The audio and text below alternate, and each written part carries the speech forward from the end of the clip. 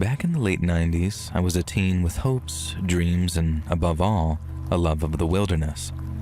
I got this from my grandpa, who I'm convinced would have become a fully fledged wild mountain man if he hadn't met Grandma, the love of his life, and settled down to become an accountant of all things. I'm told that if you met him in his day job, you would absolutely never have known what kind of guy he was. A short king, average build, shirt and tie, white-collar worker. But as soon as the weekend came, it was like Clark Kent going into the phone booth and coming out as Superman. Grandpa was like a 5'6" Rambo, rippling muscles hidden by his work shirt, a just total transformation. By the time I often went hunting with him, he'd retired from the office job, so I mostly knew outdoor Grandpa, and he was my hero. Me, him, my older sister Jess, and Mom, we'd go hunting often. Grandma and Dad couldn't stomach it though. Grandma, because she actually hated the killing, and Dad because I swear that man was the worst shot that you'd ever seen in your entire life. In the end, he admitted that he was such a liability that he'd stay home and get ready to prep the meat when we brought any kills in. Many happy family times were spent on hunting trips, but alas, everything comes to an end. Grandma got sick and passed away, Mom and Dad went their separate ways, and it wasn't hugely friendly, so Dad and Grandpa never really spoke again. Jess went off and got married and had a whole family of her own, and Grandpa got old. I stayed close by. I ran a small general store in town, and he actually worked for me in his retirement, just helping where he could, but mostly sitting on a rocker on the porch. The store was doing a good turnover, and it was honestly worth paying Grandpa a wage to just sit outside the store being a local character who greeted customers and shared a tale or two. I honestly think Grandpa was the best friend I ever had. He lived in an assisted living home, and it was one of those where he was free to come and go, but there was staff on hand if he needed anything. I asked him many times to come and live with me and my partner, but he was having none of it. Said that we didn't need an old man stinking up the place with his tobacco smoke and whatnot. And I reminded him that I'd always had a crappy sense of smell and could barely even smell his huge stinking cigars when he smoked those. And he reminded me that my long-suffering partner had perfectly good olfactory senses, and he had a point. Plus, honestly, I think he had a crush on one of the nurses at the assisted living home and didn't want to admit it. One day, when I had a weekend off from the store and so did he, I went to visit him. Grandpa was more cheerful than usual, which was odd considering he was a pretty cheery old fella at the best of times. Seemed in the best of health, in fact. We played cards for a bit, and he was hooting with laughter whenever he won or lost, and eventually I asked him what was up. Something clearly had him down good. When he told me the answer, I was absolutely shell-shocked. I had to stand up and stare out of the window for a moment, and I remember it being a very dreary, rainy day, and that felt almost perfect right then. It was a letter from an oncologist that he'd been seeing, without my knowledge, and I don't remember exactly what it said, but the words brain tumor, inoperable, affairs in order, they're ones that stuck out to me. And I stared out the window for a moment and then turned to him, and I think this was the first time that I ever got angry at the old man. I asked him why he was so damn happy and how he could let me think something good was happening. And he just smiled at me gently and told me that I'd understand when I was his age, which was 82 at this point, that he was finally going to see Grandma again and his daughter. Mom had also sadly passed early by this point, and that knowing the end is coming when you're old isn't scary. It's like knowing you're about to get to the end of a good, satisfying book, and that all things considered, a brain tumor was a pretty quick way to go compared to some forms of cancer. I sat down and thought about it for a while, in silence, and then I looked up at him and I said, "Hey Grandpa, is there anything you want to do before the end, you know?" And then his face lit up like he'd been waiting for me to ask, like this was what made him so happy. Then he told me that there was one that got away, and that there was a final hunting trip he wanted me to take him on. It wasn't easy. The old man needed a cane to walk at this point, and sometimes even a wheelchair. He refused that for the trip, of course, but we still had to make our way deep into the woods with one of us using a cane. It was extremely, extremely slow going, and what would have previously been a day's hike took us 4 days of stopping to camp, stopping to rest, stopping to talk. And I think that was the point, really. Grandpa just wanted to spend some time with me, away from everything, and it was like chicken soup for the soul for both of us. On day 5, we pitched up camp, and Grandpa said that this was it. This was the spot. He waited till the sun set, and then he sat me down and told me about the one that got away. And it was like a Bigfoot, he said, but it wasn't one. He'd first encountered it years back when my mom was a teenager and they had been hunting together one time. He said at first that he thought it was a werewolf, until we remember werewolves don't appear in broad daylight and Bigfoots do. At this point, I paused to remind him that neither of those things are actually real, and he waved my concerns away. Besides, he said, it was neither of those things anyway. I asked what it was, and he said it didn't have a name. It was like a Wendigo or a skinwalker, but it wasn't those either. He said he called it the Shatterpaw. And I asked him why, and he explained that he'd found footprints that day which looked like an animal's paw if it had been shattered. Hence, it forever became known in his mind as a Shatterpaw. And he then told me that he'd seen the Shatterpaw another 6 or 7 times over the years. It was hunting him, he said, or so he thought. He'd be out with us in the woods, and he'd look over and see the Shatterpaw just standing there in the far distance, watching him. He said he could tell the Shatterpaw wanted him, and was sending him a clear message, like one he could hear straight into his brain. It wanted him, and one day it would get him. And so he told me this was the last chance to get the Shatterpaw first before it came to him one night and took him to whatever hell it had come from.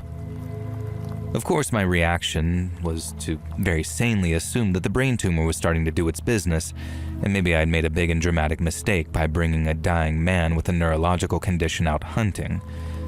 Something had stopped me even considering this up until that point, and now I felt like an actual lunatic. And so I decided to do the only sensible thing that I could think to do. I acted like I believed Grandpa about the Shatterpaw. We spent the next few hours clumsily, loudly stalking through the woods in pursuit of this creature that I knew didn't exist. I knew it didn't matter if we spooked it away because it wasn't real, and it was like 2 kids play acting, only one of us was a grown-ass man who owned a general store, and the other was an old fellow with a brain tumor who could barely walk. And here was the other thing. I did have a bit of sense in me. Little did Grandpa know, he was carrying a hunting rifle that I'd actually disabled at the store. The firing mechanism simply wouldn't work even if he tried to shoot something, and even without the Shatterpaw, there was no way that I was letting an 82-year-old man with a brain tumor and a cane carry around a deadly weapon. I might be dumb, but I'm not that stupid. Unfortunately, Grandpa was neither, but we'll get to that in a moment.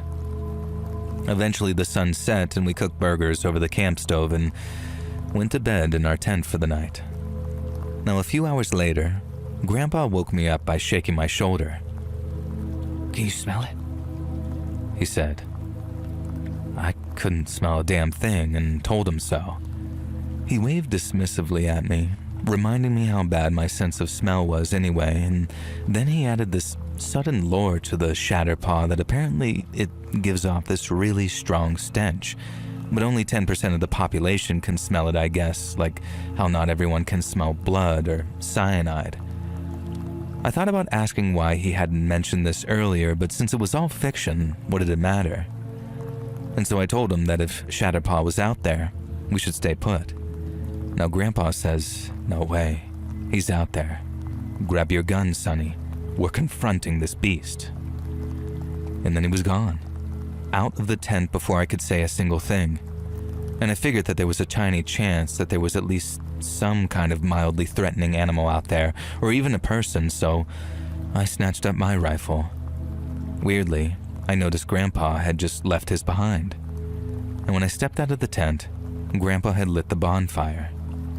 I looked around and asked where the Shatterpaw was, and Grandpa looked me dead in the eyes and said, "I think you know." And that's when he pulled the handgun from his waistband. He told me he'd known all along that I'd sabotaged his gun, that he was sorry for stealing from my store, but he needed to be armed, that the real me would thank him if I was still alive somewhere. And then he pointed the revolver at me. His hand shook as he aimed, and tears started coming down his face. "You reek of it, boy," he said. "You always have, It took you one day, and it's been you ever since. What? I'm not the damn Shatterpaw, I told him. You know I'm not. And he denied it. He said it was him or me. He kept talking, and he kept stalling.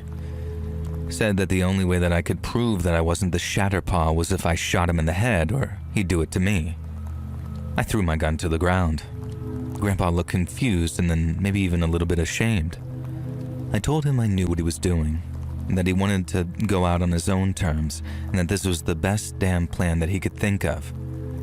He was a die-hard Christian, so ending it all wasn't an option, and if I shot him believing it was life or death, I could forgive myself. I asked him if that was right, and he nodded as he lowered the gun. A big part of me wanted to be mad. How could my beloved grandpa try tricking me into killing him? But then I realized, to him, he was putting his fate in the hands of the person he loved and trusted the most, and in his aging, decaying brain, he'd somehow justified it. I told him this isn't the way, and he nodded again. I took a step forward to embrace him and take the gun away from him. Everything happened at once. I heard a sound and saw Grandpa raise the pistol. Honest to God, I thought that he changed his mind and was about to shoot me. Instead, he yelled, "Get down," and I dived to the left like my life depended on it. The gun went off with 3 cracks, and I heard the sound of a body hitting the floor. I rolled over to look, and out of everything in the story, this is the most unbelievable part, I know, but this happened. It wasn't a Shatterclaw or a Bigfoot or a Wendigo or a Skinwalker, but while we'd been talking, a mother effing cougar had been creeping up on us and eventually was poised to leap on me just as Grandpa noticed it. And heck, the old man had put the creature down with the first shot, we actually think, right between the eyes. Brain tumor and palsied hands and everything. Well, there was no way that we were leaving proof of that kill behind, the greatest of Grandpa's career, and it took us 5 days to hike back with that dead mountain lion tied up in a sleeping bag. The extra days left us having to ration, and by the time we got back to town, Grandpa wasn't doing great. He'd actually started to develop a lung infection. Things declined pretty quickly after that, but he lived long enough to see that goddamn mountain lion taxidermied and displayed in my store, along with a plaque explaining some of the story. It's not there anymore, as I donated it to a museum about 10 years ago now in the honor of the old man, but I still have photos somewhere from the days before digital. Grandpa passed away in his sleep a couple of months after our camping trip, and I won't say that things went easy because cancer never lets you. But he went gracefully, and to this dying day, he would admit to me that the whole Shatterpaw nonsense of the creature secretly being me was something that he'd gotten from a TV show that he watched in the rec room. But there's one thing that he swore until his passing, and I cannot tell if he believed this because Grandpa was one hell of a joker. But he swears he didn't make up the Shatterpaw itself, and he didn't make up that very first sighting of the creature. And whenever I try to look it up, I can't find a single piece of evidence of a cryptid called a Shatterpaw, so maybe Grandpa really did see one and named it. I think he'd kind of love that as a legacy, so if anyone out there comes across this mythical Shatterpaw, please let me know, so I can let it know that it made an old man very happy in his last days.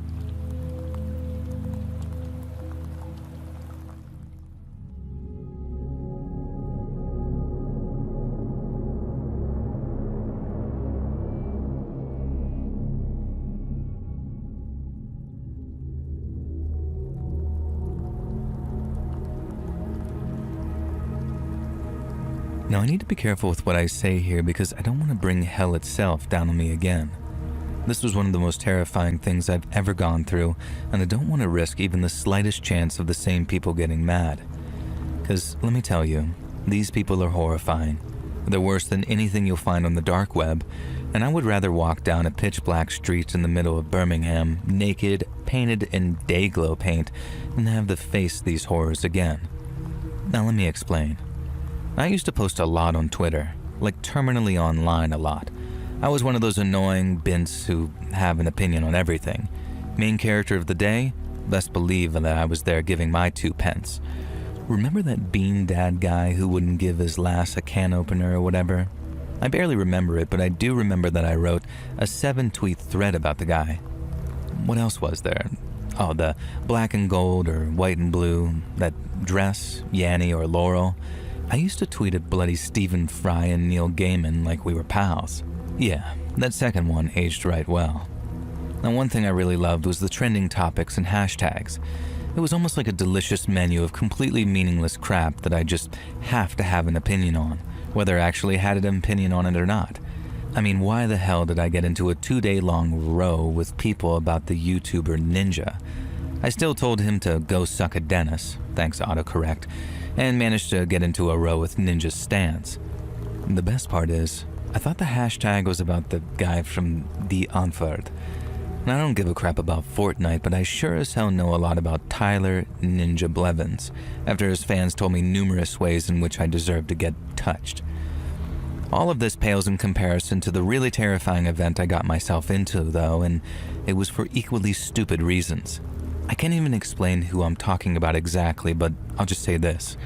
The hashtag I saw was a color combination I don't like, and it also happens to be a band, a pop band, of the K variety. Now the irony is, after this whole incident, I actually listened to them and do love them. I also really love that song by Rose about meeting her at the Apatapate.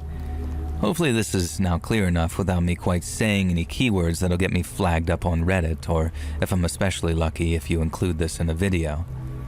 So anyways, what I saw was the hashtag of the band name, and I thought that it meant the color combination, so I posted hashtag band name effing sucks. Then I logged off, thought nothing of it, and went and had dinner with my boyfriend. When I next checked my phone and saw 99 plus notifications from Twitter, I had a sinking feeling. Could people really be that mad that I didn't like the color combination? So before even unlocking my phone, I said to my boyfriend, "Holy crap, I tweeted that I don't like black and pink together and I think people are really mad at me." He looked at me like I just told him that I'd run over a dog, and that's when I knew that I had absolutely effed up and was about to find out.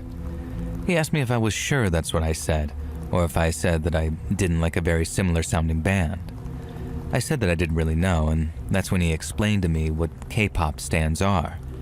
Considering what a terminally online dumbass I am, how this escaped me baffles me to this day. We looked at my phone together, and it may have shown 99 plus notifications on my display screen, but in reality, it was well over 1,000 tweets. I can't even repeat some of the things that they told me should happen to me. I was told that I should be peeled apart from various orifices. One person wrote a 10-tweet fan fiction about me choking on centipedes, which they dug up from my profile and found out that I actually had a phobia of. Of course, this also involved a bunch of people sending me photos of said insects, the British and American kind. And you ever seen the first Terrifier movie? One Twitter user sent me a gif of the girl being sawn in half by Art the Clown up the middle. If you've seen it, you know what I mean, and they sent this to me 14 times. Thankfully, my DMs weren't set to public, but that didn't stop a few people I did follow from sending me abuse as well. No friends, of course, but just some folks that I had pleasant interactions with in the past. And the abuse did not stop. In the end, as much as it pained me to do so, I deleted my Twitter altogether. Over 10,000 banger posts completely gone. But of course, then they'd found my Instagram, my Facebook, my poor old mom's Facebook, my LinkedIn, they found the coffee shop where I worked, and that's where a big revelation came from actually. I got called into work and my boss, who was thankfully a good friend of mine, told me to listen to this. Our answering machine was full, and the things these people were saying were vile, terrifying, and threatening, or they would have been if not for the fact that about 80% of the callers were clearly under the age of 14. Yeah, I was being harassed and tormented by literal tweens. Some of them were older, sure, and there was some very camp-sounding Irish guy who went into detail about eating my toes. I asked my boss what she wanted to do. I offered to quit, and she said no freaking way, mostly because it wouldn't help. These people were nutso children and they were going to keep calling whether I actually worked there or not. Instead, she and my boyfriend frog marched me to the local cop shop and we told them everything. Turns out there's not a lot that the cops can do when you're being harassed by feral kids. The sheer volume of weirdos harassing me had to mean that it was being organized from somewhere, but trying to pinpoint where was absolutely impossible.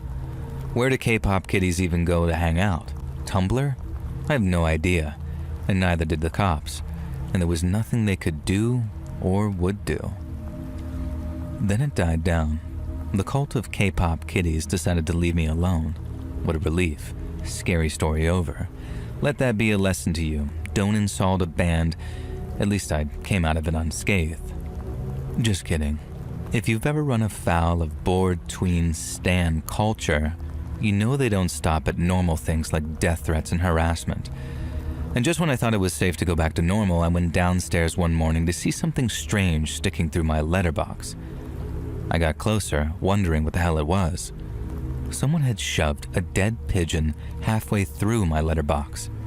It had gotten stuck, but not before, well, the viscera had squished out of its beak. And judging from the state of decomposition, I'm pretty sure that the pigeon had been dead for a while, so at least I don't have its death on my conscience. I tried to convince myself that it was just some coincidence. Some other random lunatic had shoved a dead pigeon through my door. But no, of course not. When I extricated the cadaver from its resting place, I found a black and pink ribbon tied around its neck. There was no question, and surely this wasn't some little kid. Of course, we told the cops, who dusted for fingerprints and all that kind of stuff. I don't know if they actually dusted the letterbox or the dead pigeon or what, but unsurprisingly, they found nothing. And that same day, my boyfriend got a Ring doorbell, and I guess that scared them off because nothing else happened at our home. Unfortunately, this wasn't the end, though. One day I was on the other side of town picking up some supplies from the coffee shop that I worked at as an assistant manager. I'd parked down a side street and gone in to see our supplier, who hooked us up with a particular brand of imported coffee that no one else in town had. And as such, we had a kind of friendly relationship, so I hung out with the guys for half an hour, telling them about the weird crap that I'd been experiencing. When I emerged from the back of their warehouse in this absolutely nowhere side street that nobody ever went down, my car had been spray painted. Now I'm sure you can guess the two colors that adorned my little Honda Accord. "The cult remembers," is what it said on the windscreen. I called the cops again, and holy heck, not only was there a security camera in the alley, but it was working too. This time the K-pop cult member wasn't some tween girl, but was in fact an adult man. I never saw him myself, and the cops handled it all because there was no need for me to be involved. He made no attempt to hide his face, probably because he had no idea that there was a security camera watching him. And I can only imagine how the officers reacted watching a grown man who I'm told was in his early 40s leaping around my car and spray painting pink and black graffiti all over it. Was he dressed in band merch? I wish I knew. It made me think, if lunatic fans like this can behave this terrifyingly towards me, what must it be like for the artists themselves? Imagine being Taylor Swift, for example, knowing that a muscly, bearded guy is out there threatening to kill people if they do you wrong. What would it take for his ire to be directed at his idol? Now, I wish the story had stopped there, but there was one more twist in this tale. A few months had passed, and it seemed like everything had died down. Life had gone back to normal. We were out at a bar together, and I went off to use the ladies' room. When I came back, a strange woman had sat next to my boyfriend at the bar. I watched from a distance, and I'm ashamed to say it, but I'm a little bit of a jealous person, and in fairness, in the past he's given me a reason to be jealous. So without thinking anything more of it than my boyfriend being hit on by a random woman, I just watched. She was all over him, touching his arm, laughing at his jokes, leaning in to whisper in his ear. And the asshole was eating it up like the chump he was. I watched, looking around the corner of the corridor leading to the loos as this woman reached down and began fondling my boyfriend. He didn't resist. He let her take a sip of his drink even, and then she leaned in and licked his frickin' ear. I just crept closer, and that's when I heard her say the thing. She said, "How you like that?" And it didn't hit me at first. Despite being a victim of stans, I didn't really pay attention to their music. But then the woman kissing my boyfriend on the side of the mouth, reached into her purse and pulled out a little card. A two-tone card. You guessed it. Black and pink. She tossed it down in front of him and walked away, but not before tipping me a little wink. So the cult of the band Stans had finally gotten their ultimate revenge. One of their nutjob fans had seduced my boyfriend right in front of me, and this weedy little asshole had been enough of a horny freak to fall for it. The message was very clear and succinct. You play with fire, you're gonna get burned. But consider this. This cult ranged from middle-aged men to attractive 20-something women to angry tweens, all of whom wanted to actively ruin my life because they thought I'd been insulting their favorite band. And if you remember, I wasn't even talking about the damn band, I was talking about the color combination. People be cray-cray, let's read, I swear to God. I don't use social media anymore because you hear about terrifying cults like the Anthill Gang or Jonestown, but the cult of celebrity, the Taylor Swift stans or the K-pop girlies or hell, I don't know, maybe even Bowling for Soup diehards, they're all lunatics. People can find anything to worship, and people can find anything to use as an excuse to go absolutely frothing crazy.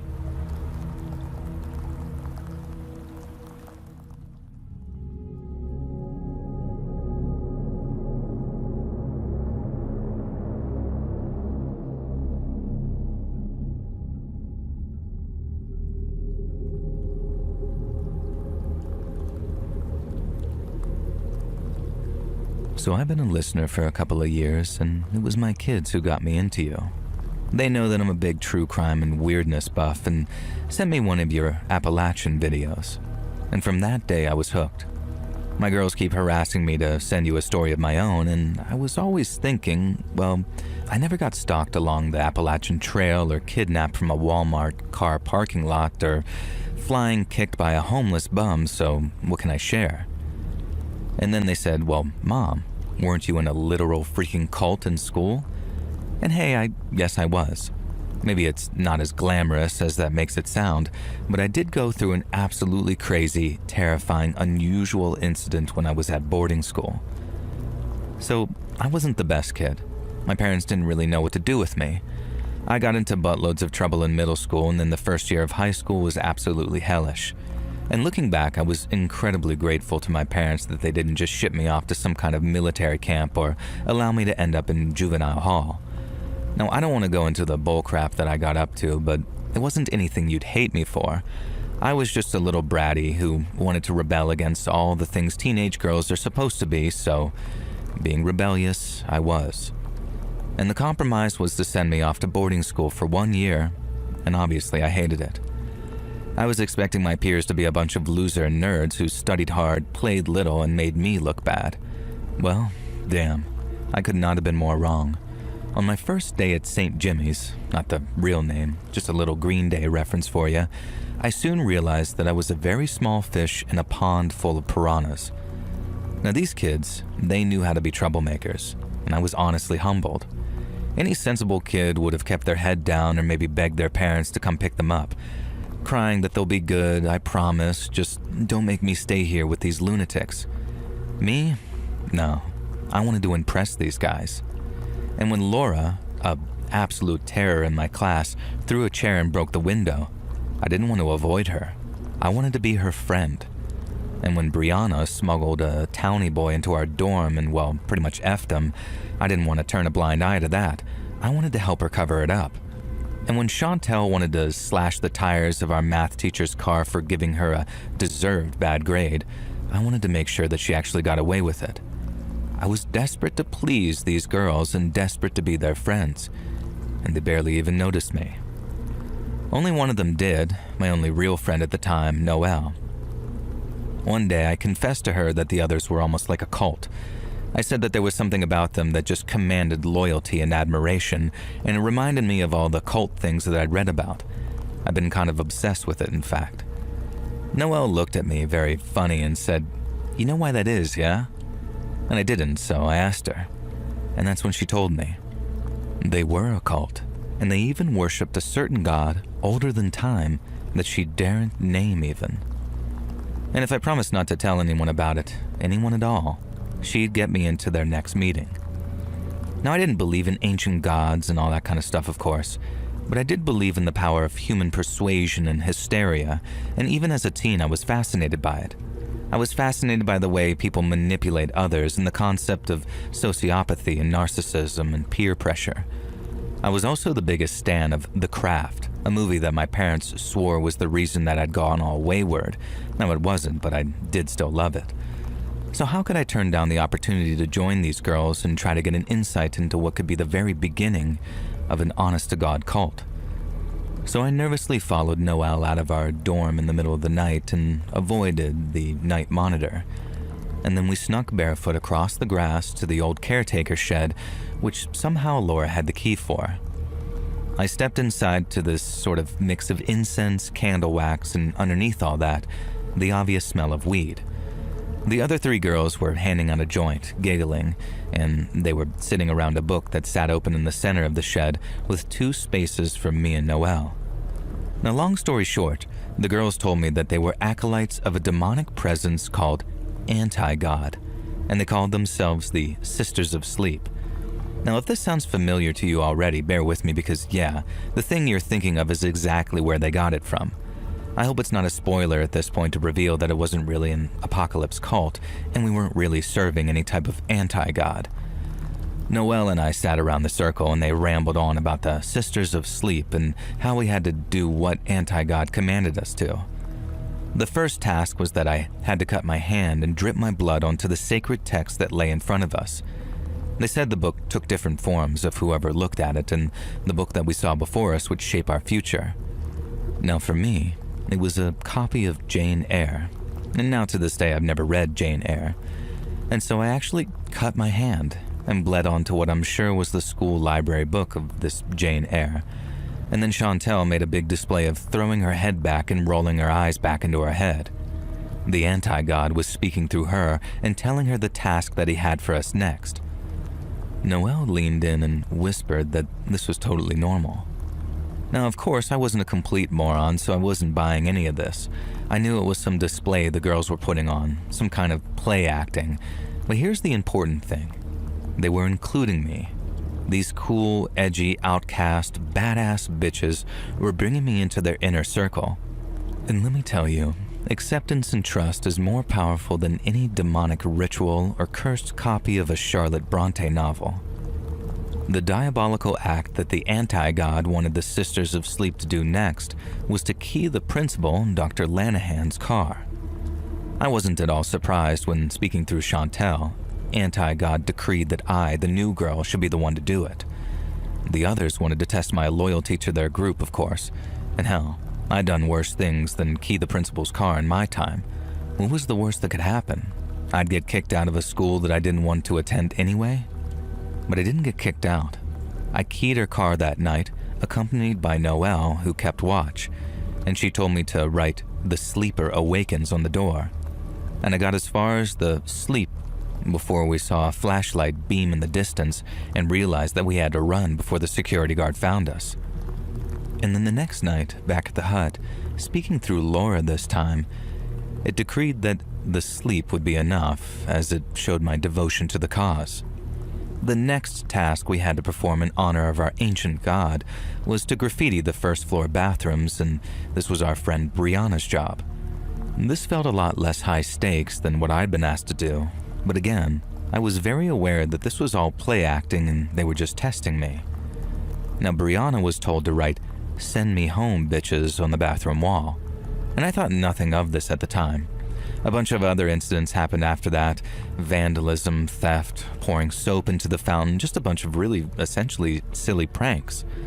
The most dangerous or risky ones always seemed to fall on me, though, as the new girl. And the last prank before everything went to crap was Chantel drawing a wiener on the English class blackboard. We had another meeting a few days later after that. Now this time, Noelle channeled anti-God. Once again, it was me who was chosen to perform the duty.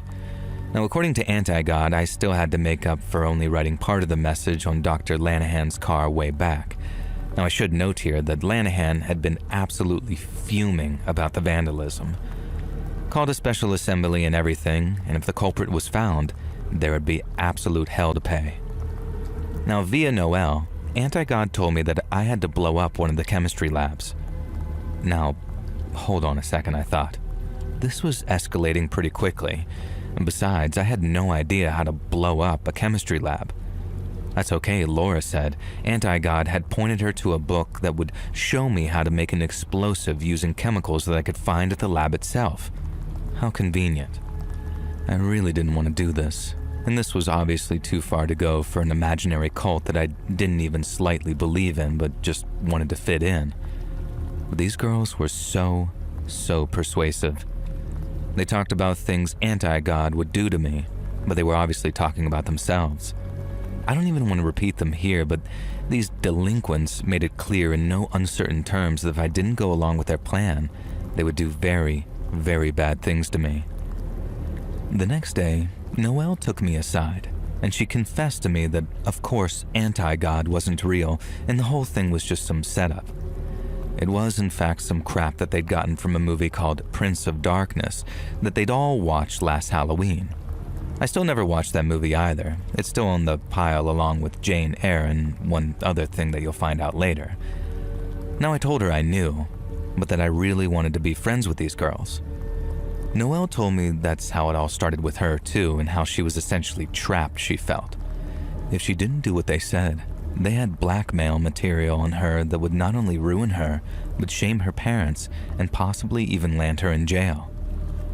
Now, we talked for hours that night, and with Noelle's guidance, decided that the only real course of action was to set the explosion in the chem lab.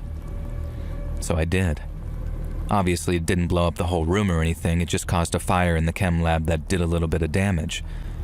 Laura had done her homework, and I forget the details, but I was able to set up a chemical reaction that gave me enough time to get quite far away from the classroom before it went off. And with Noelle and the other girls keeping watch for me, there was no chance of me getting found out. So that caused some chaos at the school for a few days. Everyone was focused on who'd blown up the chem lab, why anyone would do this, etc. So focused, in fact, that security was pretty lax when the other girls, without my knowledge, broke into the principal's office. They showed me their spoils at their next meeting. They'd stolen all of their permanent records, and this was their master plan: cause chaos at the school, then steal our own files so any past indiscretions would be wiped from the history. This was the late 90s, so it was before most things were digitized, I guess. Now, nevertheless, I pointed out that this really didn't make any sense. People had memories. Chances are those records were just the principal's own copies, too. Now, I tried to be as nice as possible. I was trying to help. I didn't want to undermine their plan. But wow, these girls did not like being contradicted. Who was I to disagree with their master plan of the Anti-God? Was I some kind of heretic? And this led to just some absolute fight where I told them that I knew that the Anti-God was just some BS from a movie and the whole thing was just some big joke. Now, they didn't deny this. In fact, they just laughed at me. They told me I was the one who didn't understand. Of course, there was no Anti-God, no blood rituals, nothing like that. They knew Noelle had told me everything because they'd known all along that I never believed it. And that was why it was so funny to them. Because I still did all those things. They held so much power over me that they'd managed to create a cult through literal willpower and peer pressure alone. And then Noelle stepped forward. She held some book out that she'd gotten out of the library, Cults in Our Midst by Margaret Singer. And this is the third thing on the pile of things that I've never engaged with, but with this one, it's simply because the idea of reading about it would just be too scary, even now. Noelle then goes into a speech about how she'd read the book and how she and Laura had to make a bet that people weren't that easily influenced and couldn't be so easily bullied into self-destructive behavior that went against their best interests just to fit into a cult-like group. Noelle had been the one to insist they could. This whole cruel experiment had been Noelle's. The one person that I thought was actually my friend, the one person at that damn school that I trusted. The whole time I was just her plaything to prove that some human beings are weak and mindless enough to be influenced into cult-like behavior for literally nothing other than boredom. And I was chilled to my core. What was their end goal? They'd pointlessly stolen their own permanent records for what reason? And I found out the next day, the principal and some members of staff were waiting for me. They were holding a bunch of folders, all of which they'd found tucked under my mattress after some anonymous tip. There was also a note in my handwriting addressing my friends, saying something about how I'd stolen their permanent records for them and hoped that they'd be grateful. Their idiotic plan wasn't so idiotic after all, I guess. They'd framed me, and now I was getting kicked out of school all because these weirdos wanted to prove that they could convince the new girl that cults were real. And I guess when I didn't fall for the anti-God crap, they just modified their approach and decided that bullying and peer pressure was close enough to cult-like behavior.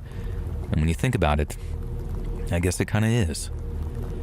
I got kicked out of that school and began the most depressing, bleak period of my life. My parents didn't believe me, of course. They just saw me as the ungrateful brat who'd thrown away my one chance. Thankfully, I was able to enroll in one of the local high schools I hadn't been expelled from. And there, I actually worked my ass off, graduated, and then went to college and eventually did my master's. And no, it didn't have anything to do with cults or criminal psychology. I never want to see another damn wannabe edgy cultist for as long as I live.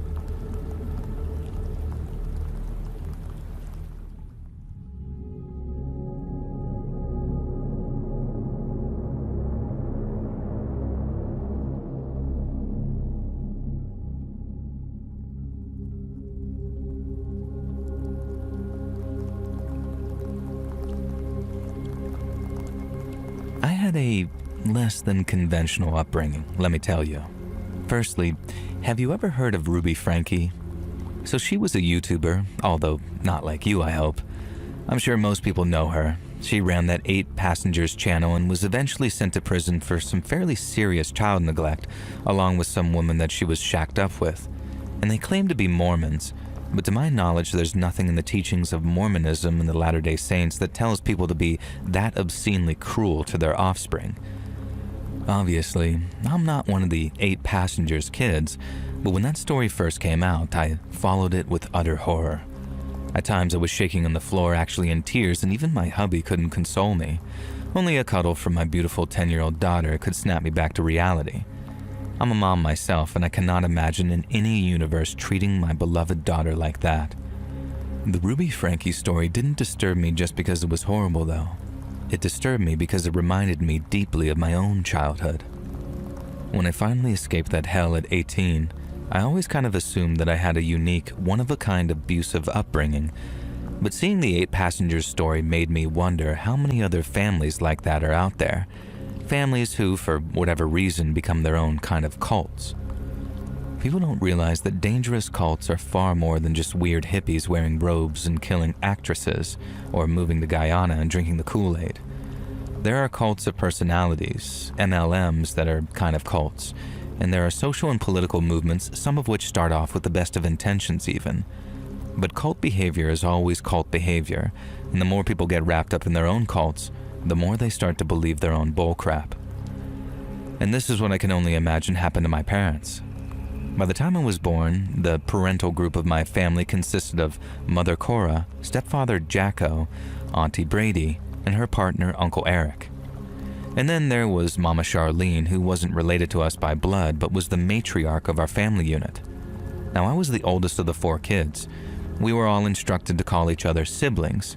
It was Brother John, Sister Sabrina, Brother Roger, and me, Sister Krista.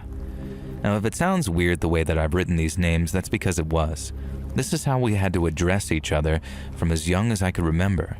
If we slipped up and missed the prefix, we would be punished. For example, one day I was playing with Sister Sabrina and I called her Sabrina.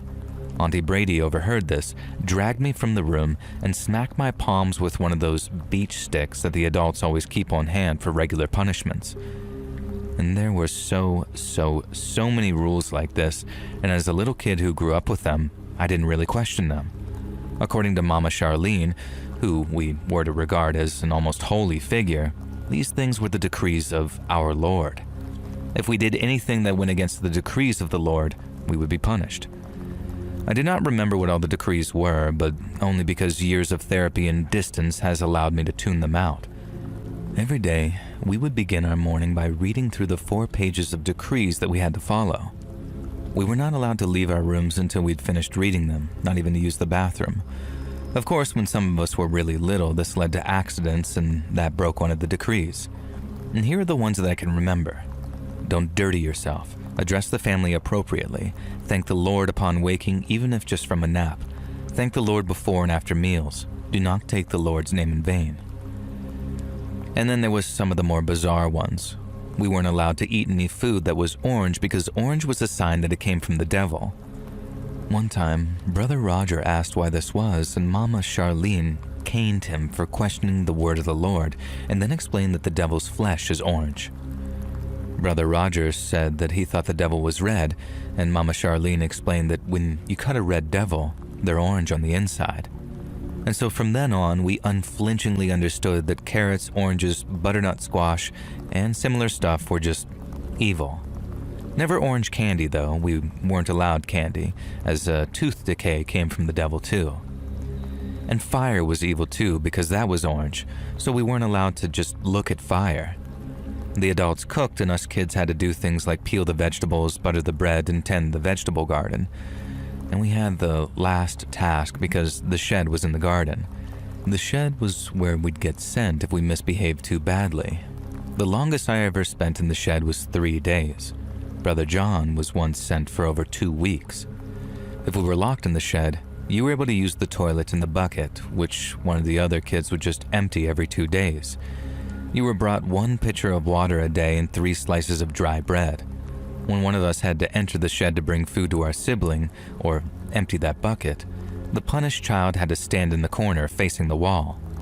If they turned and looked at us, we were to report them to Stepfather Jacko specifically.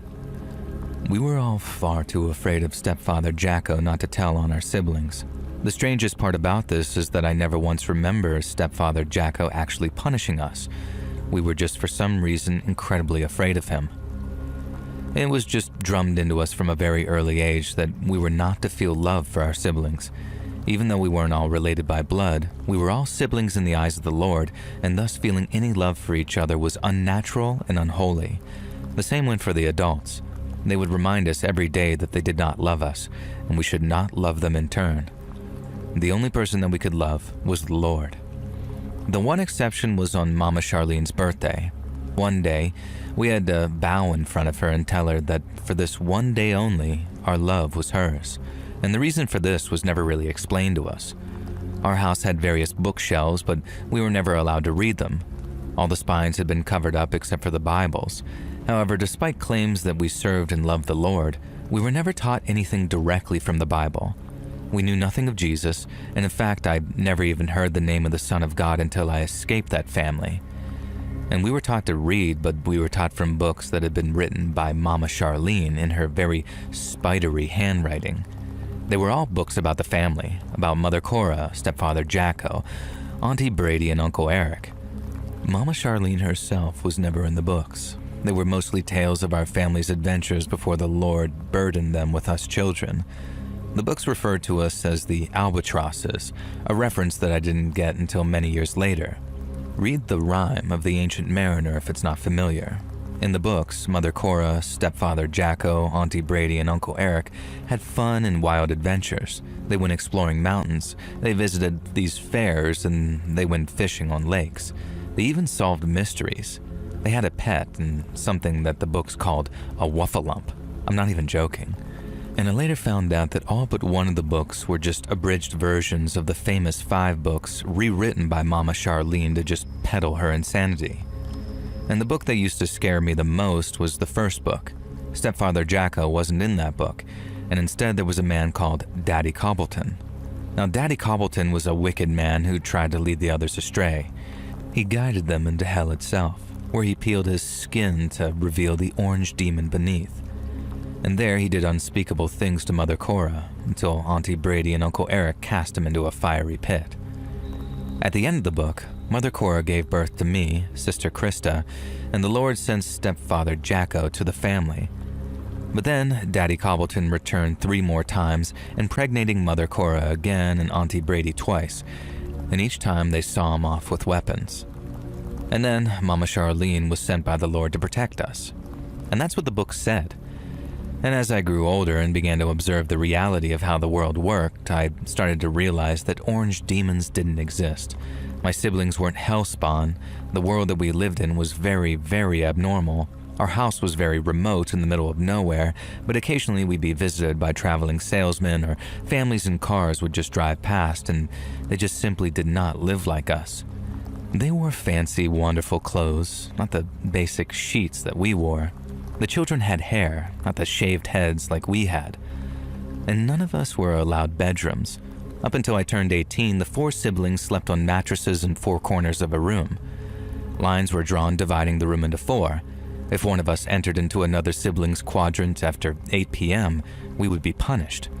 And the punishment usually involved having our hands whipped or spending time in the shed. But there were other things too. Standing outside and having ice water tipped over us.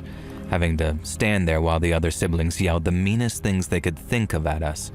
If a sibling wasn't mean enough, they would get punished instead. Now one day, Brother John took a Bible from the shelf thinking that if he learned more about the Lord, he might understand why we live such a cold and miserable life. When he tried to open the book, it wouldn't open. It was just some prop, a sort of replica. Mama Charlene caught him, and that's when he spent 2 solid weeks in the shed. I genuinely cannot think of a single happy time from my childhood. We were encouraged to avoid human connection with each other. We were homeschooled, we had no toys, no TV, music was forbidden in the house, Sister Sabrina was caught singing once and all hell broke loose. The adults grilled her for hours on how she even knew what singing was, how she had learned to do that, etc. And she just said that she didn't know, it just felt like something that she could do with her voice. And as punishment, the adults made her eat a carrot. They told her that by ingesting the flesh of the devil, her voice would be forever cursed. It was miserable. Just this daily drudge of bleak nothingness. Every day was exactly the same, and yet I rarely thought of escape. Other than the view beyond the high fence and the occasional glimpses of passers-by that we could see through the rare gap in the wood, we had no idea what life was even like on the outside of our little house in the middle of nowhere. And then I turned 18. On my 18th birthday, the adults woke me at just past midnight and ushered me down the stairs alone.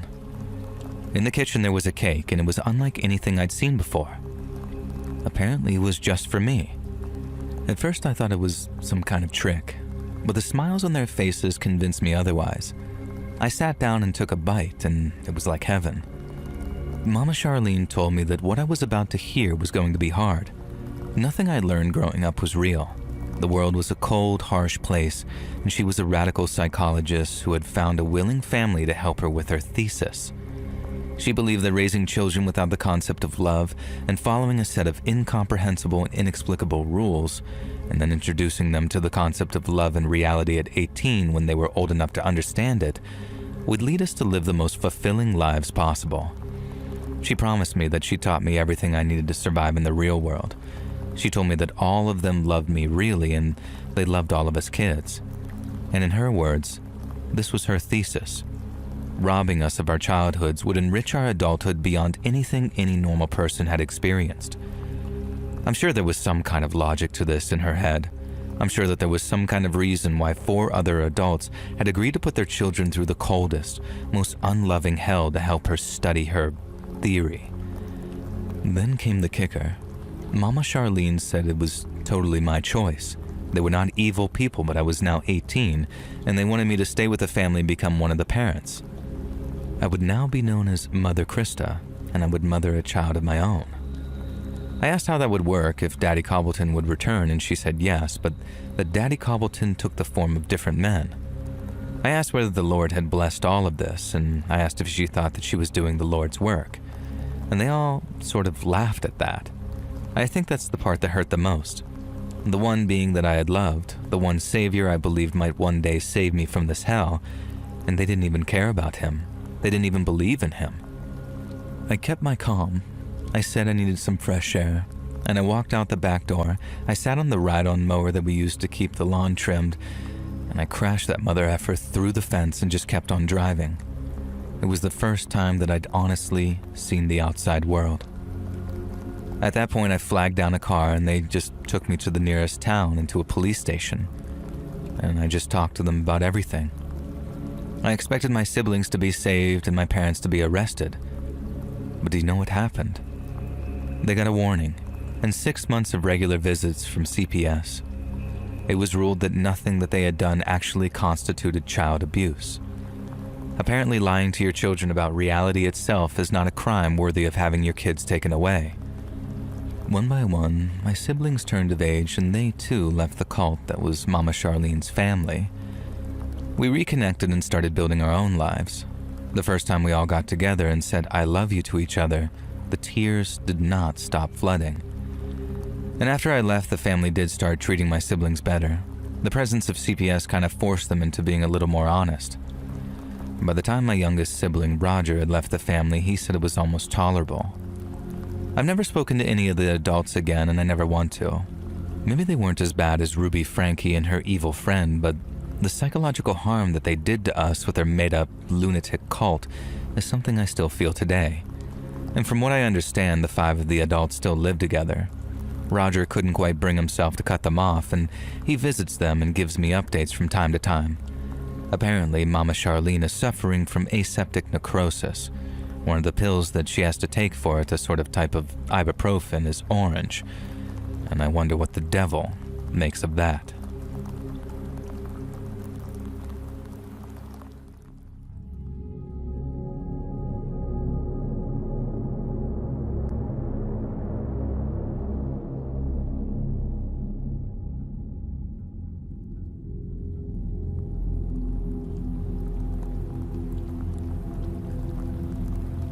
So the absolute weirdest crap happened to my grandpa a few years ago. I got the call the next day, but this is what he tells me happened, and based on what I found, I don't think the old man's confused. He's a bit of a vulnerable old lad, but he's still in possession of his senses. Now, it was late at night, and there was a knock at his door. Granddad lives alone ever since Nan died after she fell in front of a speeding lorry. Now, he was there and it kind of messed him up, and ever since, Granddad, who was an agnostic for most of his life, has been looking to find faith. And that's why when these 2 young Mormon chicks arrived at his door, telling him that he'd arranged a meeting with them, he didn't really question it. He just figured his memory had slipped and maybe it was normal for them to show up at 8 p.m. Now, this was before the movie Heretic had come out, and trust me, this isn't similar to that plot at all, I promise. Granddad didn't try and lock these chicks in his house or anything. Instead, he made them a nice cup of herbal tea and they sat down and chatted for a while. One thing Granddad told me was that they didn't really seem particularly educated on Mormonism. The more they talked, and Granddad's always been a theologically curious man, even in his agnostic days, the more he got the impression that these girls either didn't really understand the church that they were a part of, or simply didn't care. Sure, they had the literature, pamphlets, and things, but they weren't really able to describe anything that was in them. They simply suggested that they leave the reading material with Granddad and he could make up his own mind. Now, I've dealt with Mormons before.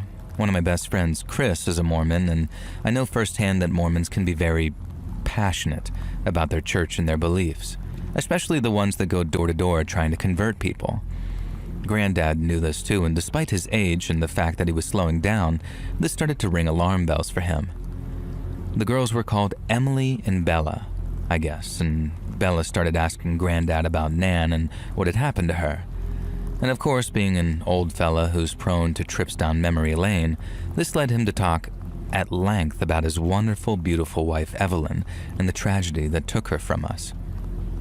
At the beginning of his story, Emily excused herself to use the bathroom. Granddad got into it, sharing tales of him and Nan, talking Bella's ear off, and eventually the grandfather clock chimed at 9:30 p.m., and Granddad realized that Emily had been in the bathroom for almost half an hour. He paused his storytelling and asked Bella if her friend was okay. Bella waved it away and said it was normal. Emily usually spent a while in the bathroom and not to be concerned. Granddad wasn't having that though, and I'd drummed into him over and over about scammers and weirdos, and he was already suspicious of these 2 ladies who were claiming that he'd booked an appointment with them. He argued that no, he would feel more comfortable if he went to check on Emily, and Bella clearly started to panic. Even though he was an old man with a cane, Granddad has a presence, especially a few years ago when he still lived by himself. Bella had no choice but to let him push past her and go find Emily. Emily wasn't in the bathroom. She was in his bedroom, sort of wandering around, looking at things, studying photos. Nothing inappropriate or anything he could accuse her of, but enough that Granddad really didn't want her poking around and asked the pair of them to please leave. Weirdly, they were almost too happy to go, and they left a bunch of pamphlets and literature for him to read when they'd gone. He went to sleep and had a pretty fitful night. He spent the night dreaming about hell, he says, and he kept waking up convinced that someone was in the room with him, and the "Lord will save you" kept bouncing around in his head. The next day, he called me over and told me everything. I was baffled. We searched the bedroom, and it didn't seem like they'd stolen anything, but I found a little black speaker stuck under one of the shelves. And then there was another by the headboard of his bed, and a third stuck inside a bedside drawer. They didn't seem to do anything, though, and they didn't appear to be listening devices. They were just speakers. Now next, I looked at the literature they'd left behind. The girls had told Granddad that they were Mormons, but this literature certainly didn't belong to the Church of Jesus Christ of Latter-day Saints. Instead, it was a strange fringe offshoot of the Latter-day Saints, purely local, and based on a quick Google search, they were not held in very high regard at all by our local Mormon population. In fact, a handful of former members said that they were basically a cult that tried to convince other people to make the church sole beneficiaries of their wills. One common through line I found with the few people who talked about this extremely fringe church is that their frail elderly relatives had all talked about having dreams in which the Lord told them that the path of the church was righteous. Some even said angels were speaking to them. I had a theory. That night I stayed over at Granddad's. He slept in the spare room and I stayed in his room working on my laptop until the early hours. Sure enough, at 1 a.m., the 3 hidden speakers crackled into life. They were simple, pre-recorded messages telling the recipient that the end of the world was nigh, and they could secure their place in heaven by joining this fringe church and signing over their worldly goods to them. It's a pretty known scam, but I never heard of one that actually uses audio props and targets elderly folk in such a sinister way. Obviously, we called the authorities and they took the speakers away and interviewed members of the church. No members of the church matched the description Granddad gave of Emily and Bella, so our theory is that they hired actors and crooks to play these roles, just so the church could deny all knowledge. Sadly, the investigation never went anywhere, and while Granddad avoided being a victim, I'm sure that there were other vulnerable old people who joined the cult, church, and spent the last days of their lives in poverty, waiting for a salvation that would simply never come.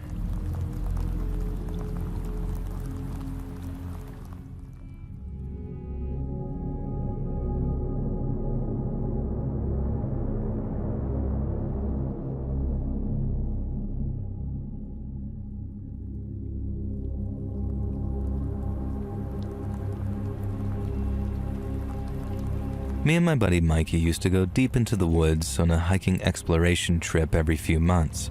We still go, just not as often anymore, and that's at least partly because of the story that I'm about to share with you all. And it's about a time that we didn't get killed by a guy who wasn't Corey Feldman. Now yeah, I know pretty much everyone has a story about a time that they didn't get murdered, and as far as I know, Corey Feldman has never killed a guy either. But trust me when I say that this is the absolute best way of explaining what the story's about.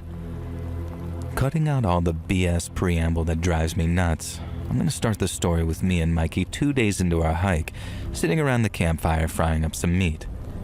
We weren't out in the wilderness to hunt, just explore and have fun, and we knew our crap and knew situational awareness and being mindful of our surroundings and all of that stuff, obviously, which is why we were a little surprised when, seated at our campfire, a voice spoke from directly behind us saying, "Hey guys, what's up?" We both kind of jumped and turned around in our seats. And you could tell that this fella was hoping for that reaction because he had this little grin on his face. That was surreal enough. But what made it even more surreal was that the man standing before us looked like Corey Feldman, the child star of The Goonies, Lost Boys, Friday the 13th Part 3, and more. I would have sworn on the Bible that this was the case. Corey Feldman, looking exactly like Corey Feldman would look in the late 2000s, but wearing those thick glasses he often wore as a child star. He was dressed in one of those military jackets that you could get in just about every store back in the 2000s and some camo khakis. He had a green military-style cap on too. And I remember all this because, let me stress, I was 100% sure that I was looking at Corey Feldman. And when he took another step towards the campfire, I saw that he was not, in fact, Corey Feldman, because I happen to know that Corey Feldman is a pretty short guy, 5'3" or 5'4", and this guy was clearly a fair few inches taller than that dude. And he also had this little scar on his cheek that Corey Feldman does not have. But beyond that, if I'd been asked to pick this guy out in a lineup, I would have put the DVD of Stand By Me in the player. Now, trying not to let the guy know that he'd startled us, me and Mikey were saying something like, "Hey bud, how's it going? You out hunting? How's the game?" You know, those sort of questions. He said his name was Bucky to his friends. And before we even had a chance to invite him, Buck sat at a campfire and helped himself to a steak off the damn grill. "Want a beer too, Bucky?" Mikey asked. And Buck replied that his name was Buck, not Bucky. And I wasn't sure if he was joking or if he was trying to make a strong point to say, yeah, we're not friends, so you can't call me that. But the dude was chowing down on our goddamn steak, so in my eyes, they gave us the right to call him whatever we damn well pleased. Feeling a little impolite at his rudeness, I asked him how often people called him Corey. And he stared at me through those thick glasses and was kind of saying, "Huh? Corey?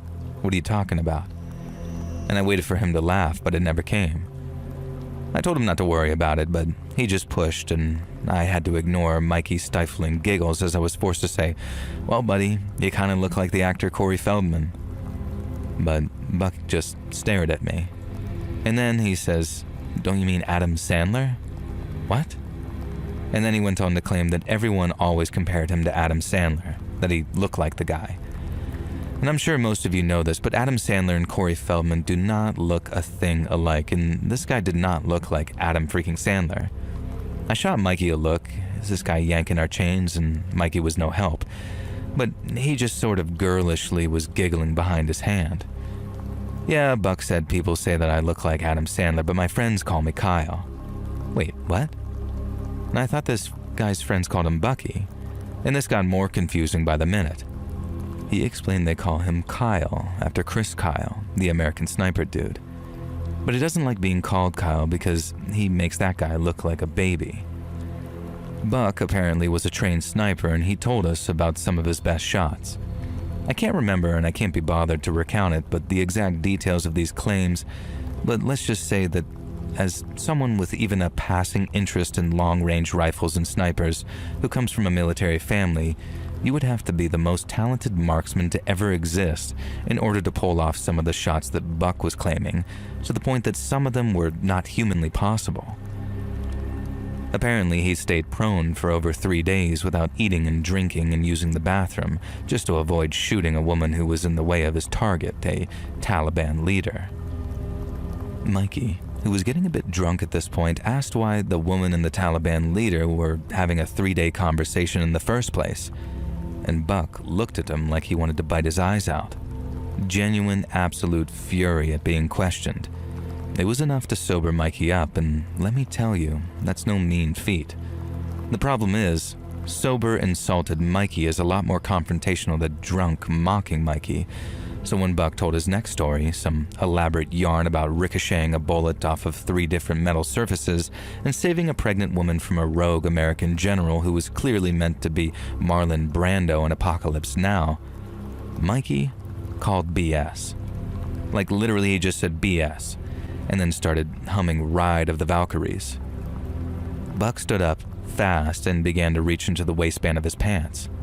Both of us leapt to our feet, and within seconds, I had my own pistol trained on him. I don't drink, unlike Mikey, and I do carry. I'm the designated don't F with us guy when we go hiking because you'd be surprised how many times you need one of those. Now Buck says, Hey, steady on, guys. We got a couple of wannabe soldiers on our hands, huh?" Excuse me, buddy. You were the one who was seemingly just reaching for a gun." Buck then says that he could tell that he wasn't wanted, but that maybe we'd better watch out, because he owned this land, he didn't, and had every right to shoot us. He didn't.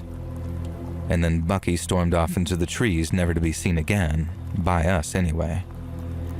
Now, the next day we packed up and continued our hike. We were just walking along chatting when suddenly out of nowhere we hear a crack and a bullet hitting a tree about 20 feet away from us. Mikey and I are both like, what the crap? Is some hunter taking pot shots? And the idea that it was Buck for some reason didn't even occur to us. And so we call out saying, hey buddy, careful over here. And we're wearing these very high-vis jackets, all that good stuff, and then another shot rings out, and we can see it hit almost exactly where the first bullet had. Mikey and I drop to the ground, run behind a tree out of line of sight of the shooter, and try to scour our surroundings. There's no sign of anyone, and we both whisper, Bucky, at the same time. But it couldn't be. Those shots were accurate. Well, the second one was anyway. And we have a whispered conversation, shocked that maybe Buck was actually telling the truth, at least to some extent. He was an absolute crack shot, even if he was a crackpot. But what the hell could we do? There was no sign of him anywhere, and we're just sort of sitting ducks out here. I decided to put something to the test. I grabbed something out of my pack, a water bottle or something, and tossed it out into the open. The shooter fired, and it blew out of the air. This was a serious, genuine pro. And based on the directions the shots were coming from and the size of the tree that we were hiding behind, I knew that we were somewhat safe. So I called out, "Hey, Buck, buddy, you're not trying to hurt us, are you?" There was no reply. Silence. And then another gunshot, causing bark to explode from the same tree he'd shot at before. Now, maybe this was my inner optimist, but I took that as a no. Meanwhile, Mikey says screw this, and decided to run from one point of cover to another. My heart basically stopped. A shot rang out, and I expected to see my buddy crumple, but no, he made it to safety. And instead, the shooter had hit the tree Mikey was aiming to hide behind. He was toying with us, and it was some kind of sick game. We ditched all of our equipment so we could move light. All we brought was enough water to last us the day or so that it would take to get back to the truck. We figured if we really pushed ourselves, we could make it without stopping. Now, the whole journey back, the shooter was taking pot shots at us, but shots designed to prove that he was a cracked marksman. He'd shoot at this thin branch off of a tree, and then he'd land a shot directly in the whirl of some trunk. And it was honestly uncanny, and I'm almost starting to believe that that Buck guy was actually capable of the feats that he'd claimed. The marksmanship that he was displaying was insane, and not once did we see the damn guy. He'd been dressed in basic civilian military gear, sure, but not full camo. And besides, to stay hidden in the forest, he would have needed to change outfits at certain points, and it was like he was a goddamn chameleon, which I guess did fit with what Buck claimed. Eventually, after 22 hours of solid running and crouching and ducking, because who could tell if the shooter would finally decide to stop toying with us and finish us off, we saw the parking lot. The truck appeared, thankfully undamaged, and I say, "Mikey, you did take the keys out of your backpack before you ditched it, right?" And it says something about the type of terror we felt that he didn't even try joking that he'd left them behind. I had no idea if Buck was still watching us. Maybe he wanted us to get to the truck, think we were safe, and take us both out there and then. We waited for 5 and then 10 minutes, and then that familiar crack sounded, but it was far away and in a different direction. I can't explain how, but somehow it was almost like he was telling us that we were safe to go. We got into the truck, and before I got in, I noticed something resting on the windshield. It was a spent cartridge that I later discovered was some kind of Winchester cartridge. It had been placed there deliberately. I picked it up careful as I could in my gloved hand and slipped it into a Ziploc bag that I had in the truck, and then we drove to the nearest town and obviously went to the damn sheriff's office. The sheriff himself was on duty, thankfully, and I guess it was a quiet day as usual, because he came out to meet us personally. We told him everything, and about how we'd met this guy who seemed okay at first, but then became more threatening, and how the next day, he began taking extremely accurate yet intentionally avoidant pot shots at us. And the sheriff nodded his head, almost sagely and wisely, and we got the impression that maybe Buck was some sort of local character, and we were about to hear some wild tale. The sheriff asked us to describe the guy that we were talking about, and obviously we both said that he looked like Corey Feldman, kind of thick glasses, bragged about being a sniper, full of crap, and absolutely definitely looked like Corey. Now the sheriff asked us if he told us his name was Buck, and we said yeah, expecting him to nod and explain that Buck was some kind of veteran with PTSD, Rambo type or something like that, and we waited for his response. And instead of looking assured, the sheriff's face went white. He asked us to come with him and led us to the holding cells at the back of the station. He asked us if this was the guy that we'd met. Now, sure enough, Corey Buck Feldman sat on the cell bed looking dejected and very hungover. So much so that even when he saw us, he perked up a little bit and acted like we were his buddies, here to get him out of there. I went to say something like, maybe you shouldn't have tried to kill us, when the sheriff interrupted me. Now, the night that we met Buck, he came driving into town, blind drunk, and got pulled over for a DUI, and then he'd been locked up in the drunk tank ever since. Whoever had been taking these warning shots at us was not Buck. We handed the bullet casing over to the sheriff, but Buck shamefully admitted that he'd put that on our windshield even, so that clearly wasn't a clue. The sheriff promised to send a team out to investigate, but we had very little in the way of actual evidence, just a blow-by-blow account of a guy who absolutely could have killed us, but didn't. And when we tell that story back now, we call him The End. If you ever played Metal Gear Solid back in the day, that's kind of how we pictured him. Just some insane, super old dude sitting in the woods with his pet parrot, protecting his land from interlopers like us. He was never found, of course. The woods were a hunting ground. Bullet holes and bullet casings and bullet residue was all over the damn place. Buck seemed especially focused on wanting to help, and I think he was actually affronted that there was an actual sniper in town who was quote-unquote better than him. Weirdly, for some reason I let Buck give us his email, and we've stayed in touch over the years. He's still a complete oddball, what they call a conspiracy head, and his latest thing is that he's a victim of some kind of covert surveillance. But surprisingly, he's good for a beer or two if you're ever down in the vicinity, which, despite our run-in with the Phantom Sniper, sometimes Mikey and I still are. We don't go to that area of the woods. Maybe the sniper's sitting there in his wheelchair, dead of old age like that Metal Gear Solid guy. Maybe he's just blowing off steam between some CIA Black Ops mission because goddamn.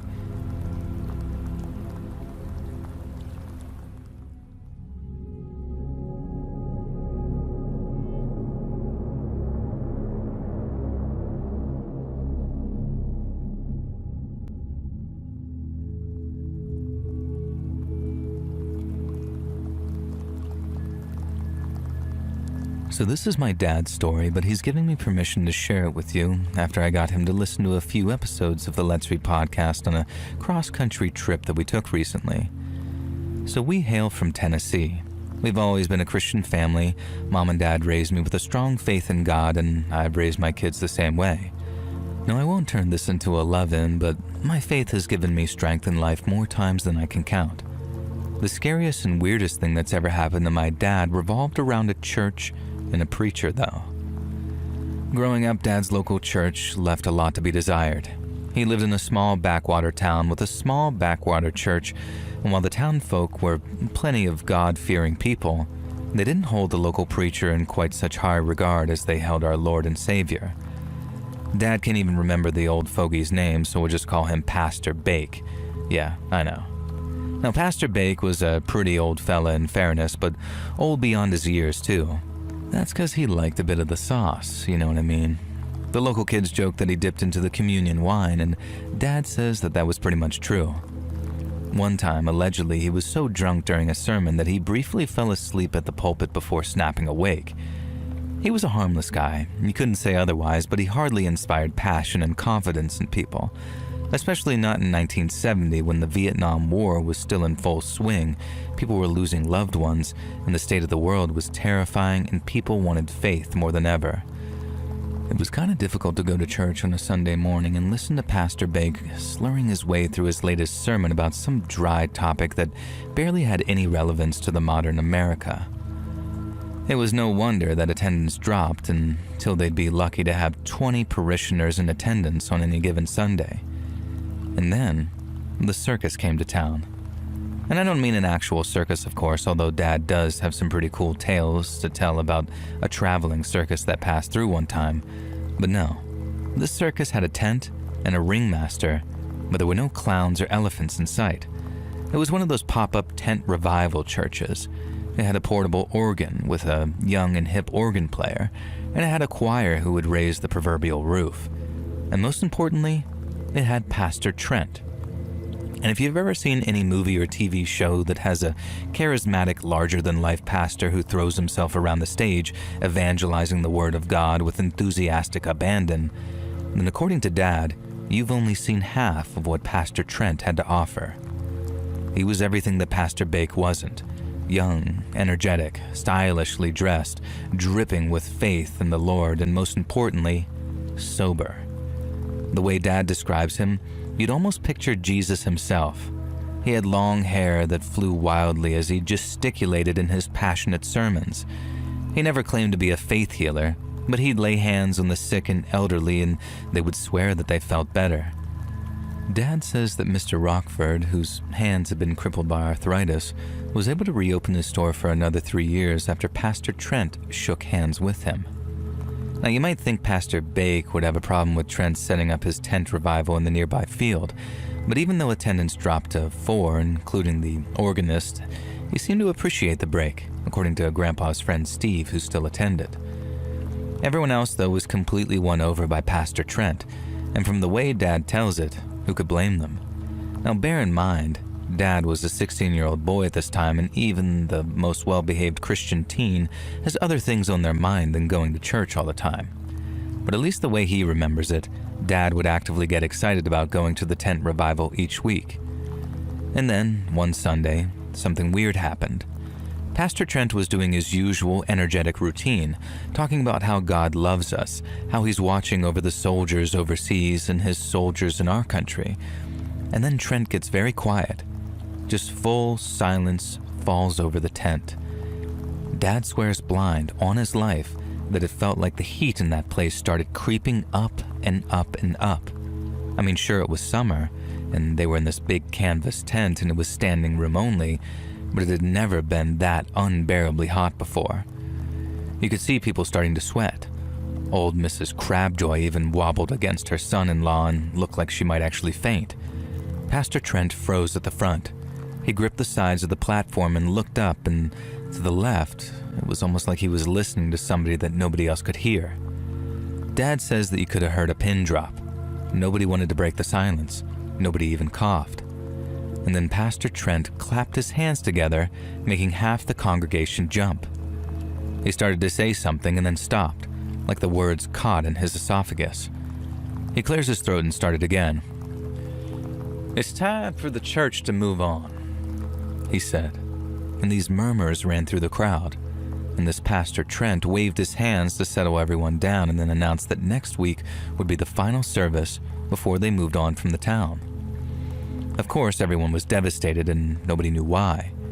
Trent and his choir ushered everyone from the tent and they were barely speaking, and for the next week, the town was just awash with gossip.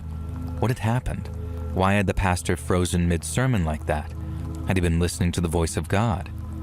Now remember, this was 1970s, so there were no Bluetooth earpieces or anything like that. Everyone was poised for the final service next Sunday. Maybe there would be answers. In the meantime, Pastor Bake was on the decline. On the Wednesday, he was found stumbling around the town square at night, 3 sheets to the wind, rambling about how the devil was here to take us all away from him. And the sheriff had to lock the poor old guy up in some drunk tank and try to get some sense out of him. And now the sheriff was Grandpa's old pal, so Dad, hearing this from Grandpa secondhand, apparently the sheriff flat out asked Bake if he was talking about Pastor Trent, if Trent was the devil come to take us away. Pastor Bake said no, it wasn't Trent. Trent was a man of God. The townsfolk arrived at the tent that Sunday, at least most of them did, and the tent was still there. Pastor Trent was not, though. The whole place had been cleared out, the pews were all tossed around and knocked over, the pulpit had been smashed, but the electric organ was gone and so was the generator.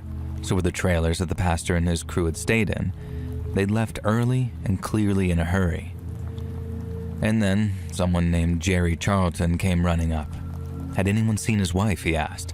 He thought that she'd left for church before him, but he couldn't see her in the crowd. She was pregnant with his kid, so where else could she be? And then a few other parishioners showed up. The school mistress, her husband was missing. He was a meek, timid man who everyone joked had married a battle axe. And as the day went on, it came to pass that 12 people had disappeared along with Pastor Trent and his choir. Most of them were people who had been in unhappy relationships. One of them was an 18-year-old girl who, rumor had it, was being abused by her stepdad. One of the two of the missing had no scandalous gossip surrounding them, but like Dad said, you just never know. It soon became the popular explanation that somehow all these people would run away with Pastor Trent and his church. And then talk extended to Pastor Trent himself. The Manson family had recently dominated the news, obviously, with their murder of Sharon Tate. Was Pastor Trent even really a pastor? Or was he some kind of cult leader like Charlie who lured vulnerable people away with false pretenses? A lot of this gossip occurred in the most natural meeting place for the whole town, church. Pastor Bake was back on his feet by this time, and it seemed like his time in the drunk tank had scared him a little straight. And when he overheard the talk about Pastor Trent, it was like the old, fiery Pastor Bake of yore had returned. How dare people say this about a man like Pastor Trent? Trent was one of God's soldiers. The devil had been coming to our town and had his sights set on the missing 12. And like an angelic Pied Piper, Pastor Trent had led them to Heaven's Gate. Of course, this explanation did not sit well with pretty much anyone and doesn't sit right with Dad to this day. I mean, that could mean anything, couldn't it? Were these people victims of abuse who Trent helped save? Is that what Pastor Bake believed in regards to the devil coming for them? And what did he mean by leading them to Heaven's Gate? There is an addendum to this weird and unusual tale, though. Everyone who disappeared was a grown adult, and there was no evidence of foul play. Given the volume of people who disappeared and the testimonies that they all had troubled family lives, the cops weren't prepared to treat any of it as a missing persons case. But Jerry Charlton wouldn't leave it at that, and he scoured the damn country looking for Pastor Trent and his tent revival church. Every time he returned home, he had absolute murder in his eyes, vowing that whenever he found Trent, he would demand answers about his wife and then send the man to the Lord himself. It took him almost 8 years, but he found them. None of the missing people were present at the tent revival. But not only that, Jerry Charlton refused to talk about what transpired when he finally met Pastor Trent again. All he would tell us is that Pastor Trent was a man of God, and that wherever our missing loved ones were, they were in a better place. Dad's theory is that Pastor Trent and his choir were running some kind of underground railroad for victims of domestic abuse. I've heard of traveling tent revival churches doing similar things, albeit many, many years later. I think I agree with Dad. Pastor Trent was helping people escape their bad situations, and maybe Pastor Bake even knew about it. And that's what he meant about the devil, because maybe all those people who disappeared were at the end of their rope, so to speak. But even if that is true, even if Pastor Trent did lead these people to a better life, it still chills me to think about it. Because Jerry Charlton had murder in his eyes every single time he set out in pursuit of that church. And then when he finally found Pastor Trent again, he returned a changed man, and would never speak about why. There's one thing Dad and I know for sure. Whatever happened between Jerry Charlton and Pastor Trent, it sure as heck put the fear of God into him.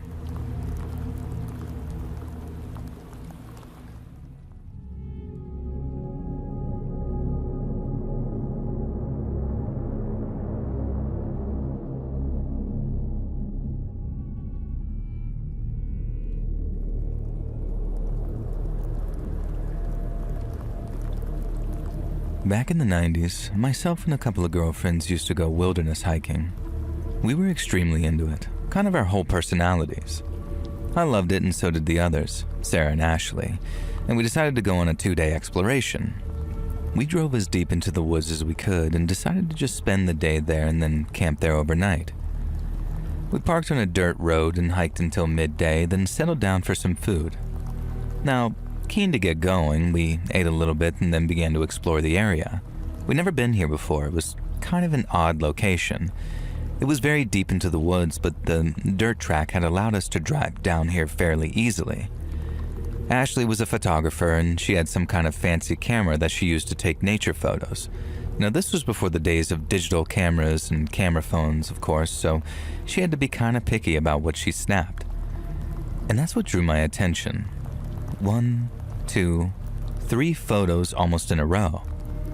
I looked over to where Ashley was, and she was standing near a rock face. I couldn't tell what she'd seen, so I angled around and realized that hiding behind this curtain of vines was a cave. She'd been using her flash to light up the interior of that cave before going in. Sarah chastised her in case it was some bear's den, but pointed out that bears hadn't been active in that area since probably way back in the 70s. It was a pretty safe area this far deep into the woods.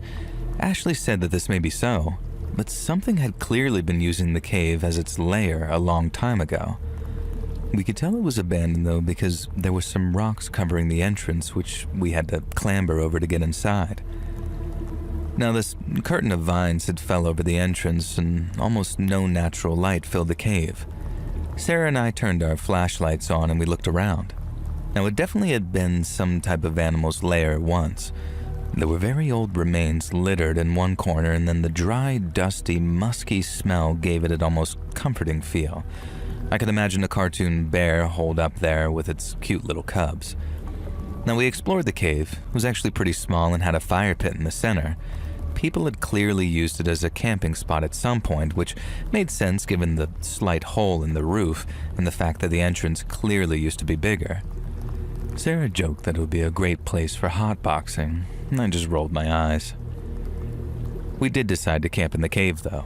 It meant that we didn't have to bother setting up the tent, and even if it rained, it was sheltered enough that if we stuck towards the back, we'd be completely sheltered. So we explored some more in the daylight, and then at night, and we settled down. We decided to cook on our stove outside the cave rather than risk filling the constricted area with smoke. It had clearly been a more open hidey hole the last time the fire pit had been used. We had a good dinner, and then went into the cave to bunk down for the night. We were woken up by the mother of all storms, though. Nowhere in the weather reports had it suggested anything like this. It was like Mother Nature had just turned on us. Thunder, followed immediately by lightning, and I could thank the Lord that we were camping inside a cave instead of outside in a tent. That is until I heard a crack, a crash, and a rumbling. I flicked my flashlight on in the direction of the noise and watched in absolute horror as a rain of rocks fell down over the cave entrance. Immediately, the meager moonlight was almost drowned out, with the only light coming in from the hole in the ceiling, which was a good 15 feet high, if not more. With nothing else we could really do in the middle of the night during a thunderstorm to end all storms, we tried to sleep. The next day we woke up fractious, sleep-deprived, and snippy at each other. And this only worsened as we each had to pee in the back of the cave, which left a fairly unpleasant atmosphere. And then things got even worse as we tried to move the rocks from the entrance, only to realize that they were far too heavy for us to move from the inside, not to mention rain-slicked. And we decided to sit down and just have some breakfast, lit by the meager sunlight that came in through the tiny gap in the cave ceiling. I hoped that our hunger abated and things would eventually calm down. I was messing with the rocks when I heard Sarah and Ashley begin whisper arguing behind me. They had been at each other's throats all vacation, which wasn't hugely unusual, so I tried ignoring it. It was one of those situations where we all shared a strong passion for exploring the woods, and they were both my friends, so they were kind of friends with each other by proxy. The whisper arguing turned into raised voices arguing, though, and I couldn't ignore it anymore. Ashley was accusing Sarah of having an affair with her partner, and now Ashley had a tendency to be kind of paranoid when it came to her partner Tyler, and for good reason.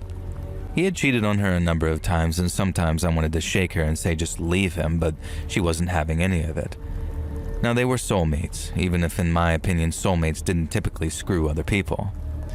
Now though, it sounded like Ashley at least was convinced Tyler had actually screwed Sarah, and of course this couldn't be true though, as Tyler barely knew her, right?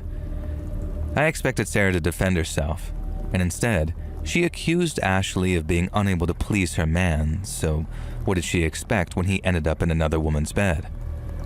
I stepped in at this point and just asked straight up, "Sarah, did you sleep with Tyler?" And she looked at me, and in the dim light of the cave, this look of shame on her face was very damning. And then she hardened up, just straight up confessed to it, stared Ashley down and told her that she'd done it with Tyler not once, not twice, but 3 times. And then, for whatever insane reason, she added that she'd let Tyler do things to her that Ashley was just too much of a prude to let him do. So maybe she should learn how to please her man a little more. And it kind of struck me weirdly at that moment that Sarah was a smoker, and I hadn't seen her smoke a cigarette since we'd holed up in that cave. Weirdly thoughtful, considering that she was out here ruining Ashley's confidence and life. I went to suggest that maybe she would light up and calm down, but then something even more insane happened. Ashley, calm, meek Ashley, who was kind of a pushover, full body charged Sarah and slammed her into the ground. Then the pair were fighting, pulling hair, yelling and screeching so loud it echoed around the cave. In the end, this crazy catfight is what actually saved us. Because a loud, deep male voice yelled down from the hole in the ceiling, asking what in the damn hell we were doing in there, yelling loud enough to wake the dead. I looked up, squinting against the sunlight, and I could have sworn the guy looking down at us was a member of ZZ Top. One of them with a beard, anyway.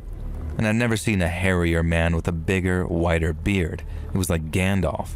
And he looked like an absolute definition of a wilderness survival mountain man, which I later found out is exactly what he was. I shouted up that we'd been trapped in the cave due to a rock slide, and that we couldn't shift the rocks from inside the cave. He yelled back that he'd climb on down and see what he could do from the outside. You would think that this would have calmed Sarah and Ashley down, but no. They were still screaming at each other, trading slaps, and at one point, Sarah, the one who'd boned Ashley's man, grabbed a rock and was threatening to smack Ashley in the head with it. I heard noise above us, and then the sound of clattering rocks and masculine straining grunts. I don't know how to describe this any better than this. Imagine a mountain man doing a very strenuous activity. And if you select to read this story, please try doing this as a sound effect for me. Just me, though. Thank you. Finally, a medium-sized boulder popped into the cave and light came spilling in. The mountain man looked in, and now I could see that his beard was even bigger than I previously thought, and he also had one blind eye and somewhat of a scar, and goddamn if this dude wasn't the most badass man I'd ever seen in my life. It was almost terrifying. And then he got real scary. Sarah and Ashley were still screaming at each other, and Sarah had that rock in her hand. It was like they hadn't even noticed the mountain man trying to rescue us. So we hollered. Folion screamed and yelled that if you gals don't shut your harpy yapping and quit disturbing the peace, then he'll skin all of us like the 500-pound black bear that he took down just last week. Quote unquote. I guess he saw the fear on my face as I turned to stare at him, because he gave me a wink and a little smile and gestured to the other two who had finally shut up and stopped arguing. With the mountain man's help from the other side, we were able to clear enough of a gap into the rock slide to allow us to climb through. Sarah, the largest of the group, was last to come through, and I honestly can't blame Ashley for refusing to help her, so it fell to me and the mountain man. Sarah and Ashley were still staring daggers at each other. The mountain man, who said his name was Bob, told us that he was going to take off and to drive safe now and maybe drop by the local hospital to check on the scrapes and bruises we'd gotten, especially Ashley and Sarah in their little fight. I just about begged the mountain man to ride with us. I genuinely honestly didn't feel safe with Ashley and Sarah, especially since I was the driver, and if a fight had broken out while I was trying to drive, I was so exhausted that I'm not sure that I could have kept the car on the road. I guess Bob sympathized with me because he eventually agreed, and even though he said he didn't like to go into town much, his one condition, though, was that he was riding shotgun with me. No way was he sitting in the back with either of those crazy chicks. Fair enough. If you can picture Sarah and Ashley's anger as being enough to scare the toughest-looking elderly mountain man I've ever met and likely ever will meet, you can probably imagine how icy the environment was. We drove the hour or so into town and went to the small walk-in clinic to get checked out. It turned out that Ashley had some kind of infection that she'd gotten from a cut and was actually suffering from dehydration, so she had to stay overnight. I stayed with Ashley, and Sarah decided to take a bus back to the city. I think it was the last time they ever spoke. And as a funny epilogue, Ashley decided not to tell Tyler that she knew he'd cheated on her. Instead, she called him up and explained what had happened. A couple of hours later, he showed up at the hospital. It was me, Bob, and Tyler in the room with Ashley in the bed. She tried to climb out of the bed, and Tyler thought that she was going to hug him or something. Bob knew different, though. He put a hand on Ashley's shoulder and told him he had this. And then he walked up to Tyler, moved as if to shake his hand, and then gave him a backhand pimp slap that was firm enough to undermine Tyler's masculinity, but not enough to do any damage. That's the kind of man Bob was, though. When Tyler looked stunned, Bob told him that maybe next time he'd think twice about treating a fine girl like Ashley the way he had. And I kid you not, Tyler's response was, "Which time are you talking about?" And I think that's when Ashley finally decided enough was enough. And from the way Bob looked at Tyler, I think Tyler knew it too. He turned around, threw the flowers that he'd brought for Ashley in the trash, and we just never saw that fool again. The only way to stay in touch with Bob, who lived off the grid, was to give him my mailing address. And I realized that in modern day it'd probably be considered a bad idea to give a wild mountain man your home address, but Bob actually sent me a Christmas card every year for the next 8 years. Eventually, I received a letter from Bob's grandson, who sadly informed me that he'd passed away, but that Bob kept daily journals and an address book, and I was marked in there as highly important as a person to send a Christmas card to, which touched my heart in ways I can't even begin to express. And the only way for this story to become more of a fairy tale is if Bob's grandson, who wrote me and was around the same age as me, had met up with me in the city and we'd hit it off and eventually become a couple. But I guess I'll just leave it to you guys to decide whether that part actually happened, as it's probably too far-fetched to be true, so I'm not going to confirm either way. But I will let you know one thing. My firstborn son, who's a teenager now, is called Robert, and he has a strong love for the outdoors.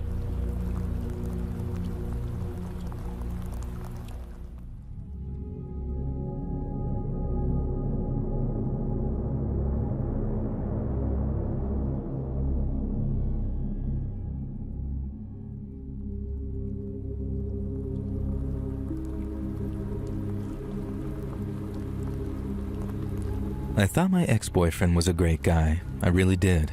So much so that I was willing to let him talk me into going deep into the woods hiking with him.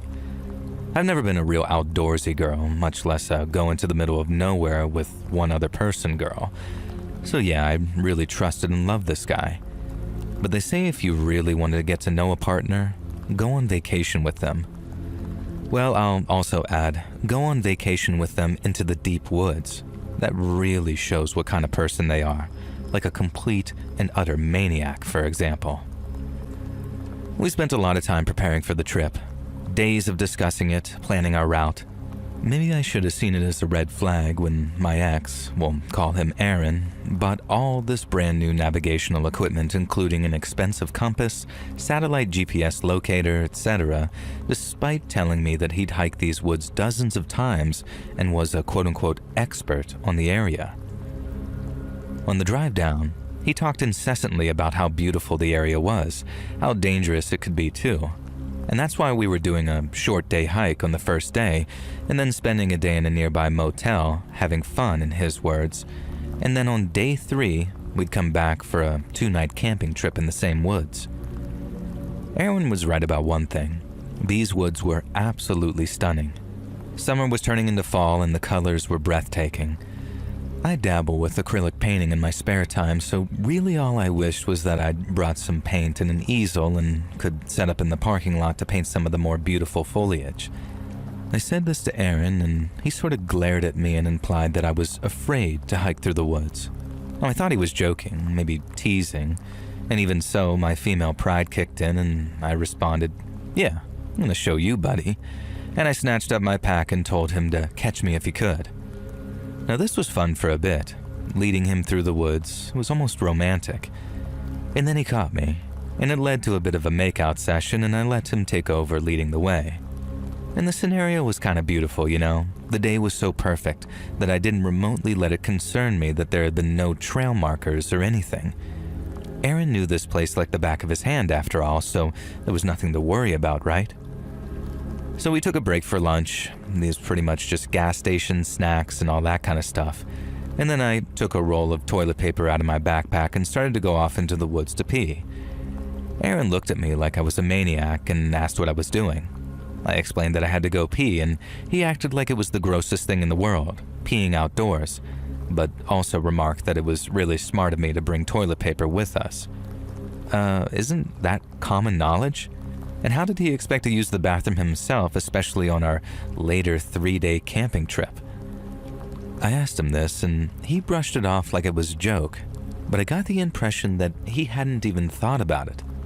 And this was a red flag, because surely a guy who'd engaged in all this wilderness hiking would know that it was necessary to at least take a piss in the woods.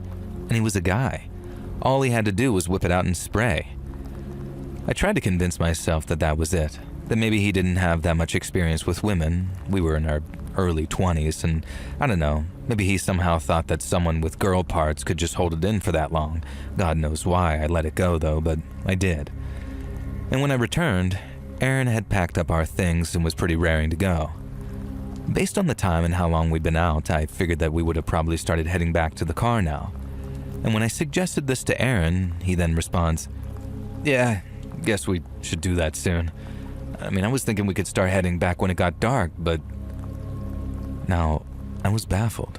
We couldn't be hiking through the deep woods in the pitch darkness, even with those X-Files level flashlights that we brought with us just in case. In that case, we might as well have planned to camp out overnight.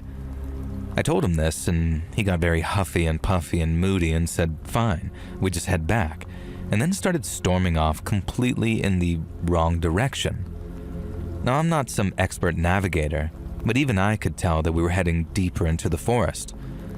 Now, I quietly suggested this a couple of times, and each time he got more and more angry, to the point that I started to genuinely feel a little unsafe around him. It was a side of him that I'd never seen before. I tried to chalk it up to maybe heat stroke or allergies or I don't know what. I kept asking him if he needed some water because I could tell that he was getting overheated. Eventually, he just snatched the bottle from me and took this huge gulp, allowing a bunch of water to spill all over the ground. And again, hardly something that a seasoned survivalist would probably do. And eventually I had had enough. It was almost 3 p.m. and we were clearly heading even further from the car. I stopped and kinda did that hands on my hips angry girl pose, saying, "Bro, admit it, we're lost," I said. Not sure that I called him bro, but I had an affectionate pet name for him, but it's really icky to think about now. And he insisted that we were not lost, and hadn't I been listening to a word he said? And he was a seasoned hiker, and of course he knew that the sun would be setting soon. We were nearly back to the parking lot. I asked him to look at the GPS tracker that we'd spent so much on, so he just grumbles and says fine, and then takes the box out of his backpack. The sealed box. He hadn't even set it up or charged it or anything. He just brought the damn GPS tracker and somehow expected it to just work. And when I pointed this out, he almost threw the damn thing in a rage. I had to grab his arm and stop him from hurling it into the woods. Jesus. And I realized that maybe Aaron had a temper on him that I'd never seen before. I was out here in the absolute middle of nowhere with this guy, and he was quickly revealing himself not to be the guy that I thought he was. Very calmly and quietly, I suggested that maybe we check the map out and try to work out our location and piece things together using landmarks and the compass. I really wasn't being accusatory or belittling at all. But of course, little did I know just how much this was all insulting his pride, so I did not expect him to react the way in which he did. Aaron began screaming at me, calling me terrible things, all types of derogatory insults about how stupid and demanding and ridiculous I was being. And then finally he ended the rant by calling me an ungrateful C-word, which, wow, I've never been called that by someone who wasn't some catcaller or a stranger in my life. And even then, I was prepared to forgive him if he immediately apologized. But no, he said if I knew best, that it would be better for me to find my own way back, and he'd wait for me in the car. because obviously in his mind there was no chance that I'd get back before him. And then he storms off into the forest in clearly the wrong direction while screaming one final F you over his shoulder to me. Up until that point, I'd still been considering reminding him that I had the keys to the car. But at that point, I said nah, screw him. I took a few minutes to gather myself, had a little bit of a cry and ate a granola bar, and then I put myself together and headed in the direction that I was certain that we'd come from. I walked for about half an hour, recognizing landmarks and even a twig that I'd snapped from earlier. I felt like I was doing pretty well, feeling confident and almost smug about the situation. And then I heard the sound of branches cracking somewhere behind me, and a voice. A high, mocking redneck voice, like the kind of cliche backwoods killer that you hear in some crappy horror movie. "You done effed up, girlie. You done come into our part of the woods." Something like that anyway. And I didn't even wait. I just began to run. Now stupidly, my first thought was that I'd hoped Aaron was safe and that whoever this was hadn't got to him first. I had to be careful though, not to head off the beaten track and still make sure that I was going in the right direction. Now I could hear this unseen hillbilly pursuing me. He was running, somewhere behind me and up the hill among the trees. Occasionally he'd hoot out some kind of threat like, "I'm gonna skin your pretty little butt," or "that chest is looking real good mounted on a cabin wall." Psychotic things like that. And what followed was a chase worthy of a movie, or so it felt to me at the time. I was darting this way and that way through the trees, occasionally hearing this pursuer. Now in my head, I was picturing him as some kind of mix between Jason Voorhees and The Undertaker from WWE, even though he had a kind of high-pitched nasally voice, more like that one guy from Texas Chainsaw Massacre, a movie that I'd actually watched with Aaron just a week or so before this, stupidly. Now I found a hollowed-out tree stump and ducked into it, deciding to listen for this murderous hillbilly. I could hear him, but he seemed pretty far away now, and he was yelling something about inserting something that I don't want to repeat into my mouth. I started to feel throw-up rise in my throat, imagining this filthy inbred monster doing all this awful stuff to me. I decided to use stealth from here on in. He was yelling about how he could see me, but from the positioning of his voice, I was pretty sure that wasn't true. I snuck through the trees, as silently as I could, and he was being pretty silent too. And then, creeping through the undergrowth, I saw a figure with its back to me, peeking from behind a tree. I almost called out and ran over there, but then the figure called out, "Where are you, little piggy? Piggy, pig, pig, I'm gonna put you on my spit roast." The voice had definitely come from the man peering around the tree, only the man was no redneck hillbilly monster. It was freaking Aaron. And then suddenly it dawned on me. Aaron acted all macho, but he'd later been a theater kid in college. One of his buddies had told me. And this absolute lunatic had been following me through the woods, trying to put the fear of God into me by play acting as some murderous hillbilly. The problem I still had, though, was that I had no idea how fake the murderous part was. I had three choices: sneak past him, confront him angrily, or treat him like a potential murderer and, I don't know, knock him out with a rock or something. I decided to go for a fourth option. I found a small rock on the ground and threw it as far as I could in the direction that Aaron was looking, and this dumbass fell for it like some crappy video game NPC. He started off in the direction of the sound, and I ran an almost crouch-walking way away from the location. Now 10 minutes later, I spotted a huge gnarled tree that I recognized from the beginning of our hike, because I'd so desperately wanted to paint. Another 5 minutes, and thank the Lord, I was back to the parking lot. I got into my car and genuinely, honestly considered just driving off and leaving him there. But I figured the chances of the dumbass getting himself killed were pretty high, and I didn't want his death on my conscience. Plus, I wanted to find out whether he'd own up to it. I kept a small licensed revolver in my glove compartment that Aaron didn't know about. I stashed it on my lap under my purse and then hammered on the horn repeatedly, trying to guide him to the car.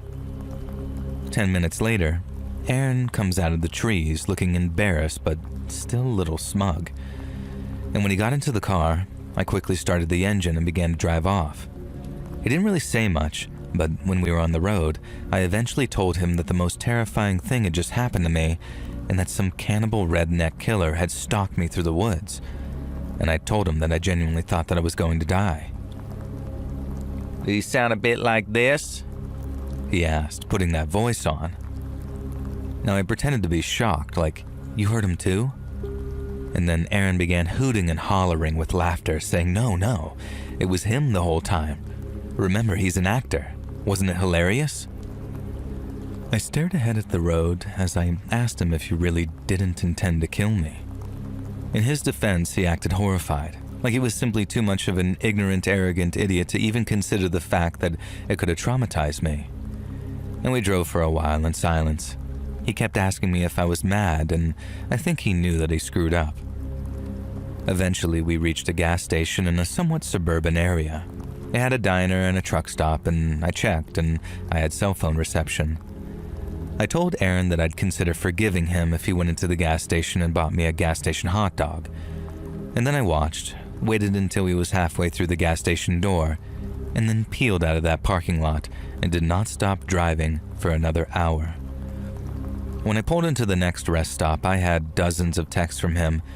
First they were apologies, then they got madder and madder, telling me that I was some stuck-up C-word and that I'd better come back and get him right now. I texted him back telling him to call an Uber or, better yet, hitch a ride with one of the truckers at the truck stop, and just hope that they weren't a cannibal redneck serial killer. Then I blocked him, and I never heard from that idiot again. I did check on Facebook to be sure that he'd gotten home safely, and he had. Hilariously, the post that I saw was actually kind of contrite, about how he'd done a terrible thing to a person that he loved and blah blah blah. Somehow most of the comments seemed to assume that he'd done something a lot worse, and a whole argument had broken out about him being a POS. I almost cracked then and posted to answer their burning questions of what he'd done, but I decided to let sleeping dogs lie. Absolutely the weirdest vacation I've ever had, the weirdest guy I ever dated, and thankfully the weirdest scary story I have to share at parties. Now I hope you enjoy the tale of the time that I wasn't stalked by a cannibal killer.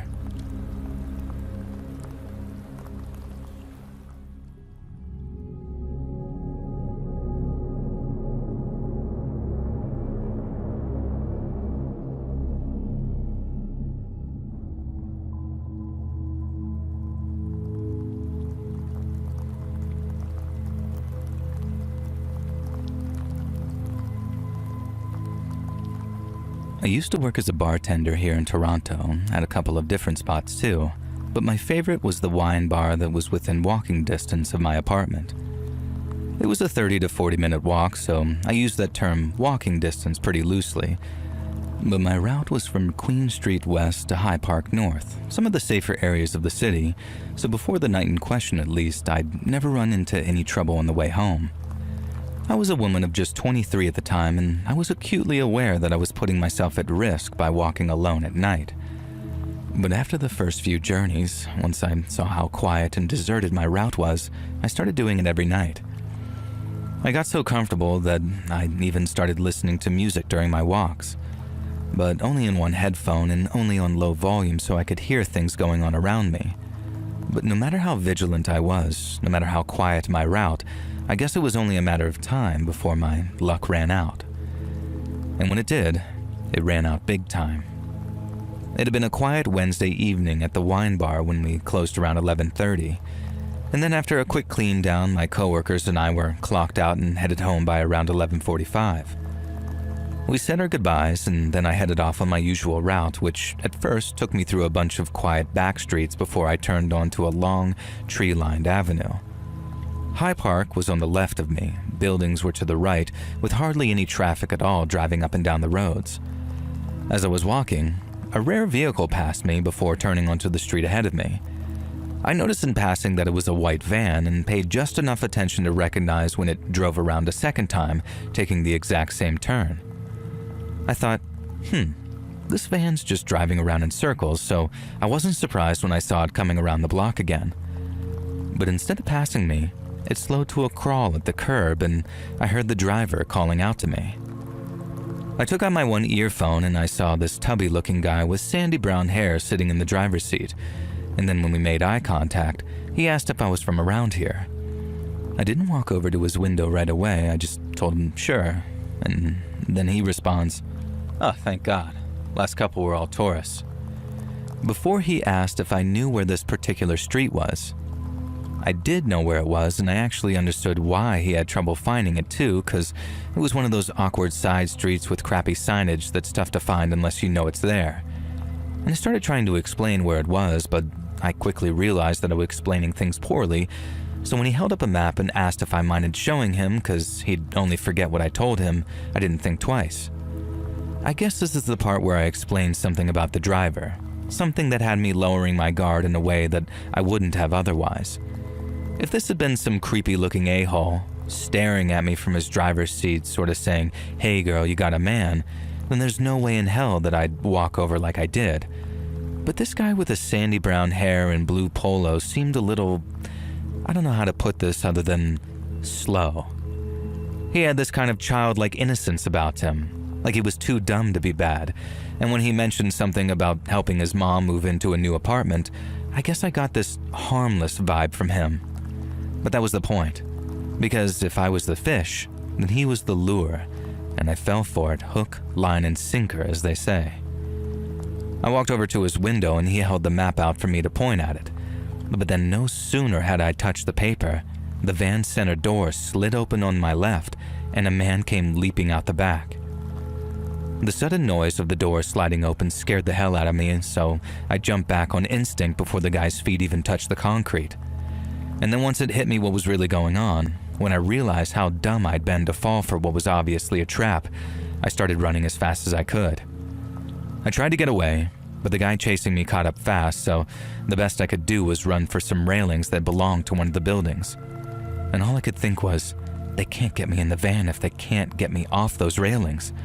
So I held on to them for dear life and started screaming for help. As the guy wrapped his arms around my waist and started trying to drag me back towards the van, all I could do was scream, while holding on harder than I'd ever held on to anything before. The guy pulled so hard I thought my arms might break, but I knew that was better than whatever was waiting for me in that van. He tried pulling my hands free by the wrist, but I managed to bite him on the hand, like the real bony part on the back, so he screamed and let go. But he was so mad that he started trying to punch me, directly in the face too. I guess to try and knock me out so I'd let go. He pulled his fist back and swung at me, but I saw it coming and started shrinking down, so he couldn't do anything but punch my neck and the back of my head. He then started trying to kick my wrist so I'd let go of the railings, but every time he got close, I'd regain my grip as he lunged down to grab me. I was screaming the whole time, but after he failed to kick my hands free of their grip, he joined in with the yelling too and told his buddy in the driver's seat to come give him a hand. Now, I thought I'd done a pretty good job of holding that one guy off and stopping him from dragging me away, but I knew that the two of them trying together would be the end of it. So when I looked around and saw the bigger, tubbier guy opening up his door, I started wailing as well as screaming. I wasn't just screaming for help anymore.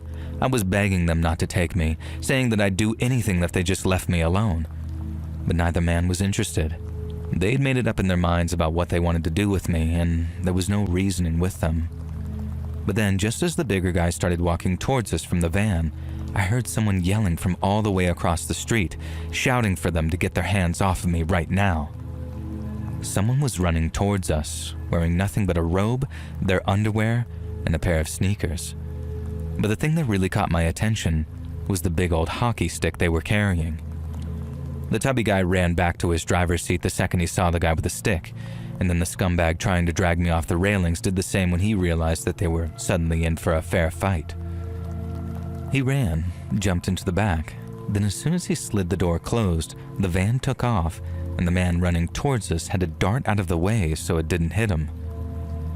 He took a swing at it with his hockey stick as it sped off and then turned back to me, running over asking if I was hurt and needed any help.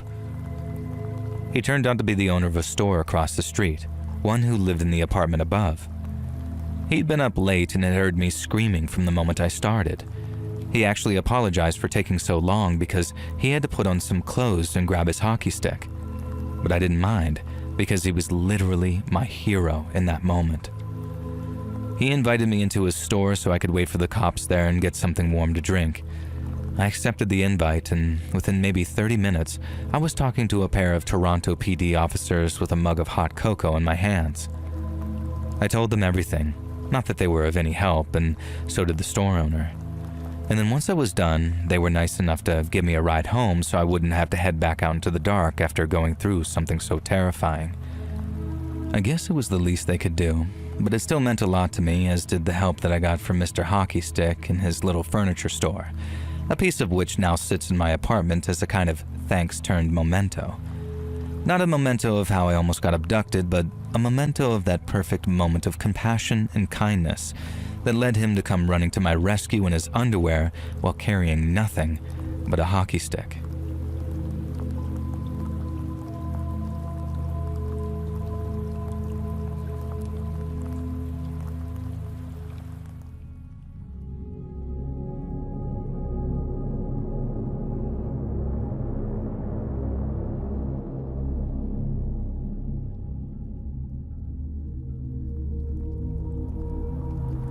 This happened to me last year. I was taking a flight from Atlanta to Tokyo to visit my partner who was working over there. I get kind of nervous about flying, and the prospect of a 15-hour flight was not one I was looking forward to. I did everything I could in advance to ease the panic.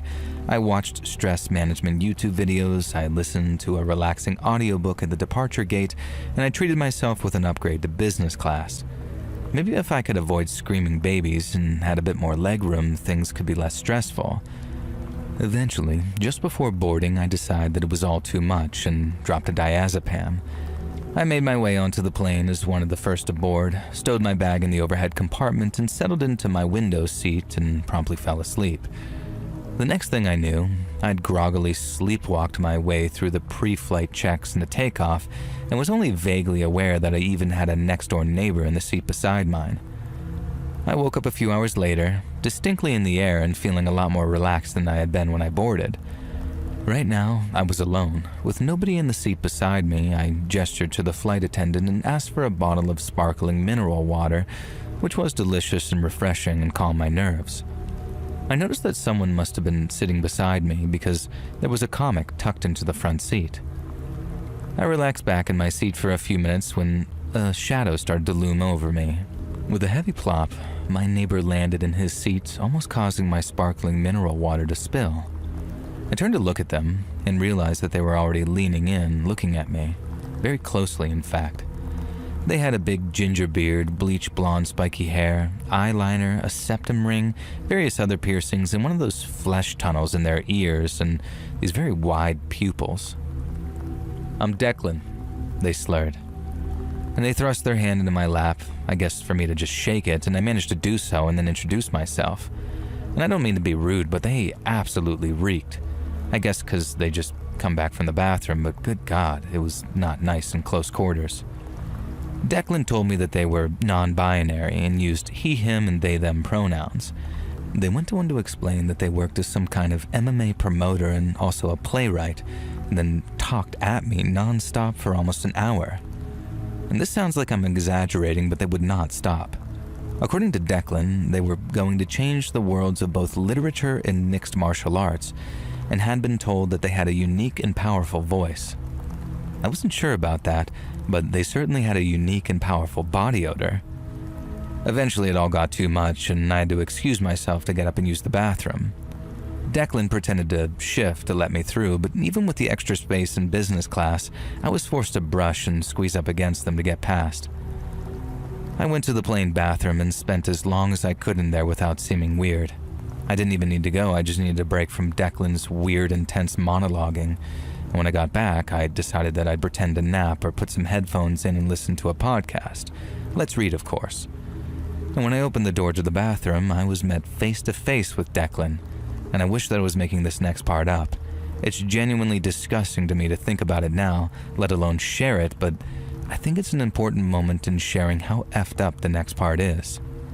As I tried to step out of the bathroom, Declan just looked around me, leaning forward, and then took a deliberate and very pointed nasal inhale as if to get a deep whiff of the bathroom after I'd used it. Ugh, just typing it out again makes me shudder. And then they made direct, unblinking eye contact with me as if to say, "Yeah, you saw what I just did." Sure did, buddy. And next, Declan put their arm out, in that kind of way that blocks someone from leaving a doorway. They did that, and sort of leaned forward, crotch first, to block me from leaving. And then Declan raised their eyebrows and suggested that I join the Mile High Club with them. Not asked, suggested. And then before I could even answer, they began gently but firmly stepping forward as if to make me back up into the bathroom. Now I'm like, no way, buddy, absolutely not in any universe. Then, my jaw hit the freaking floor when Declan asked if the reason that I wouldn't have intercourse with them in the airplane bathroom was because I had a problem with non-binary people. I was absolutely floored. Surely they had to be joking, but no, Declan was serious. They adopted a severe frown and genuinely started lecturing me on gender norms and innate bigotry, and I couldn't even react. It was like something out of a Twitter user's fever dream, but it was real, and it was happening to me. Declan asked if I thought that maybe I was rejecting their offer because I had innate prejudice. I held my finger up with my engagement ring on it and said no. It's because my future wife wouldn't approve of me joining the Mile High Club with some random stranger regardless of their gender.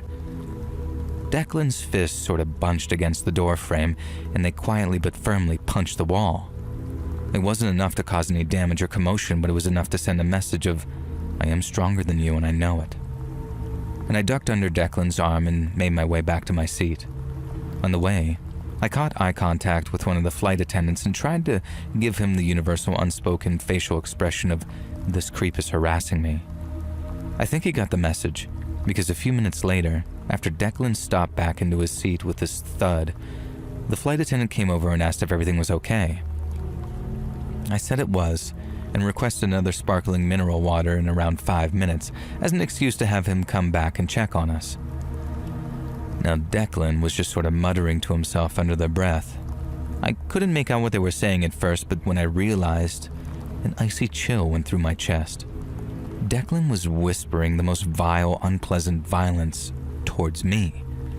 And I can't even repeat what they were saying because it would affect the video probably, but it was some of the most repugnant things anyone has ever said to me in my life. I couldn't believe it. First, the bizarre accusations of bigotry. And then next, some of the most vile bigotry and slurs you could even imagine. And when the flight attendant came over, Declan stopped yammering on, and then every time we were alone, they kept it up for the entire flight. I was trapped by the window for another 10 hours listening to this maniac just saying vague and nebulous threats under their breath. The worst part is, they did not directly aim them at me. They were just saying things about that woman, and I found myself genuinely just stuck. How do you report someone for threats when they're not directly threatening you?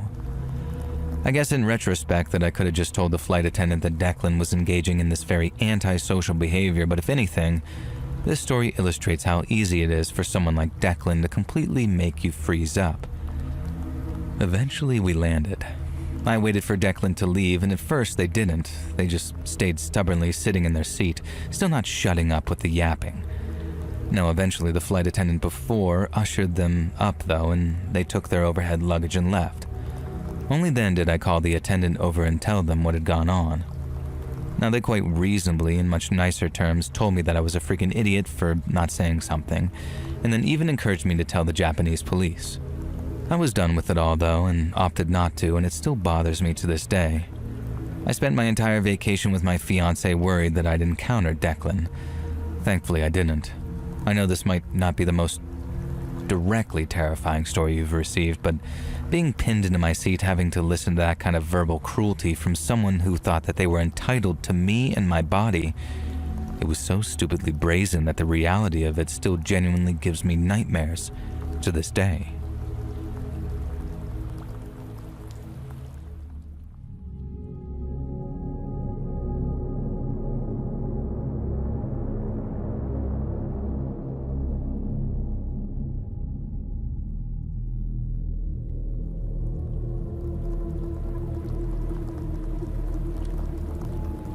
Back when I was still freshly graduated and working my first real job in the city, some coworkers invited me to go for drinks with them on a Friday night. I had an amazing time, and it was awesome to get to know them in such a casual and different environment. And then at around 1 in the morning, I decided to call it quits and take a cab home. I walked out of that club, and then I was on my way towards one of the larger streets where I was more likely to see a vacant cab when I realized that I'd lost my purse somehow. I knew the chances of getting it back that night were slim to none, and the best thing to do was just cancel the card and write off any cash in there as a loss. But then after calling around to some friends and family to see who was free to give me a ride home, I found out everyone with a car was either drunk, asleep, or both. I realized that if I was going to get home that night, I either had to hitch a ride with a total stranger or walk a heck of a long way on my own and in the dark. And since the idea of the first thing scared the ever-living hell out of me, I chose the second thing and started walking. I cannot overstate how glad I was that I chose to wear sneakers that night. I made steady progress away from the busier, more party-oriented areas of downtown and toward the more chill and less populated ones. It was actually kind of cool walking through all those abandoned places. They were usually just teeming with life in the daytime, and now they were very peaceful and empty. But it was also kind of eerie too, and I kept having to push the image out of my head of some creep jumping out at me from the shadows.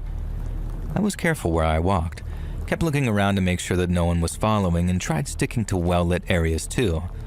And then when I finally did see another person, I kind of panicked a little, thinking, oh God, please let them be cool.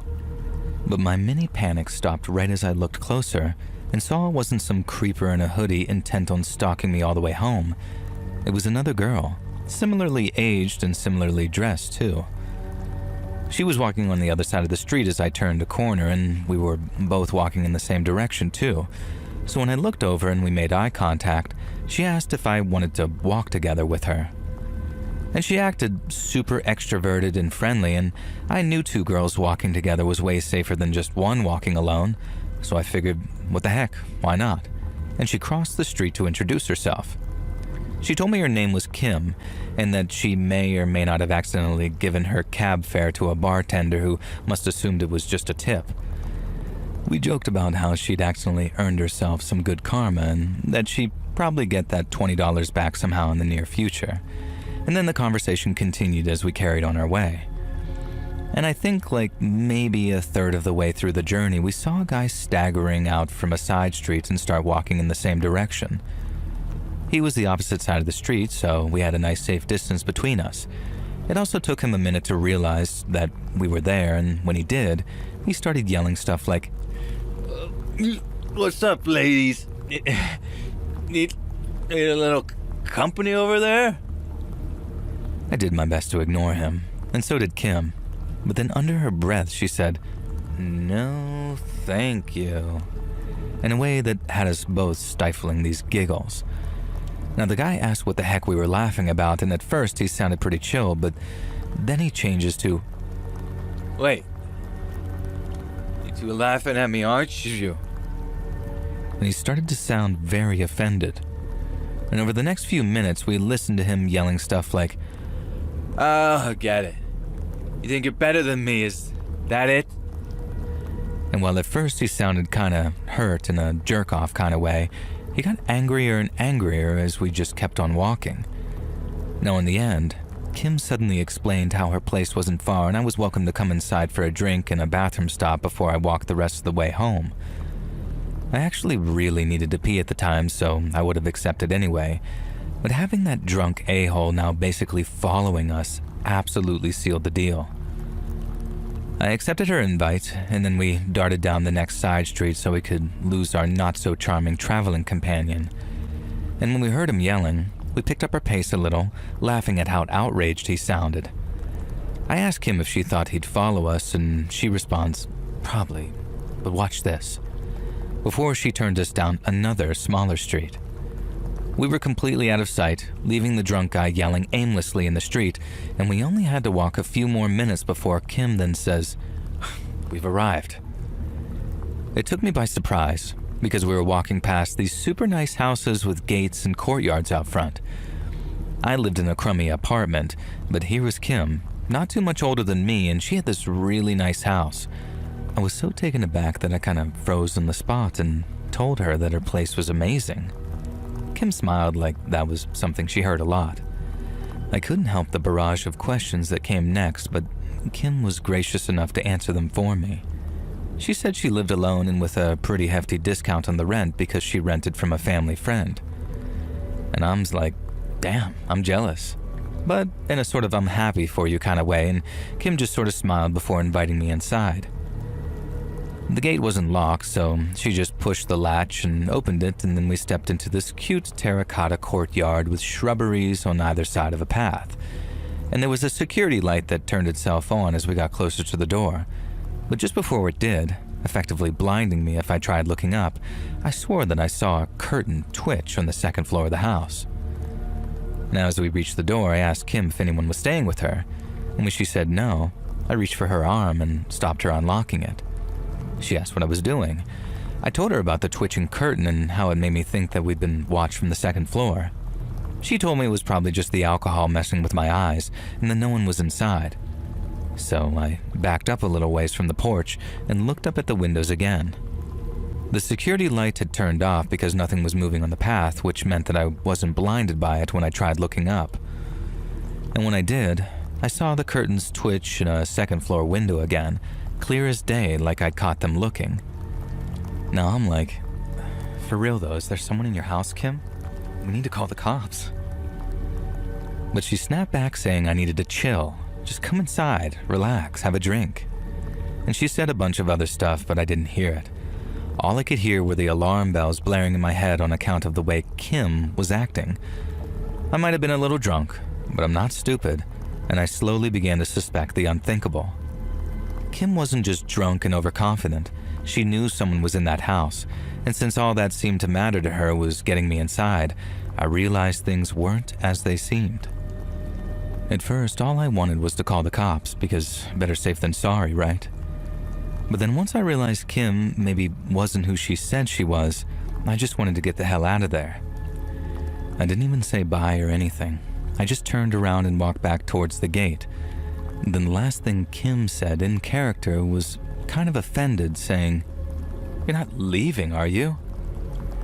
And then no more than a few steps later, I heard the sound of feet rushing up the path behind me before Kim suddenly grabbed me by the hair. I asked what the hell she was doing, but she was done talking to me, and she was done listening to me too. She didn't try to hit me or anything, she just tried to hold me steady, and then my eardrums felt like they were about to burst when she screamed right up close to me, "Get down here and help me!"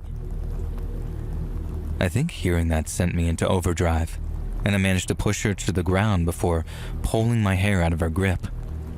I felt that horrible burn as some was torn out from my scalp, and I didn't care though, because I was free to run towards that front gate again. But right as I did, I saw someone standing in the open doorway of the house. Someone huge, and they were there to chase me down. I ran harder and faster than I ever did during high school track, which, without blowing my own trumpet too hard, was pretty damn fast.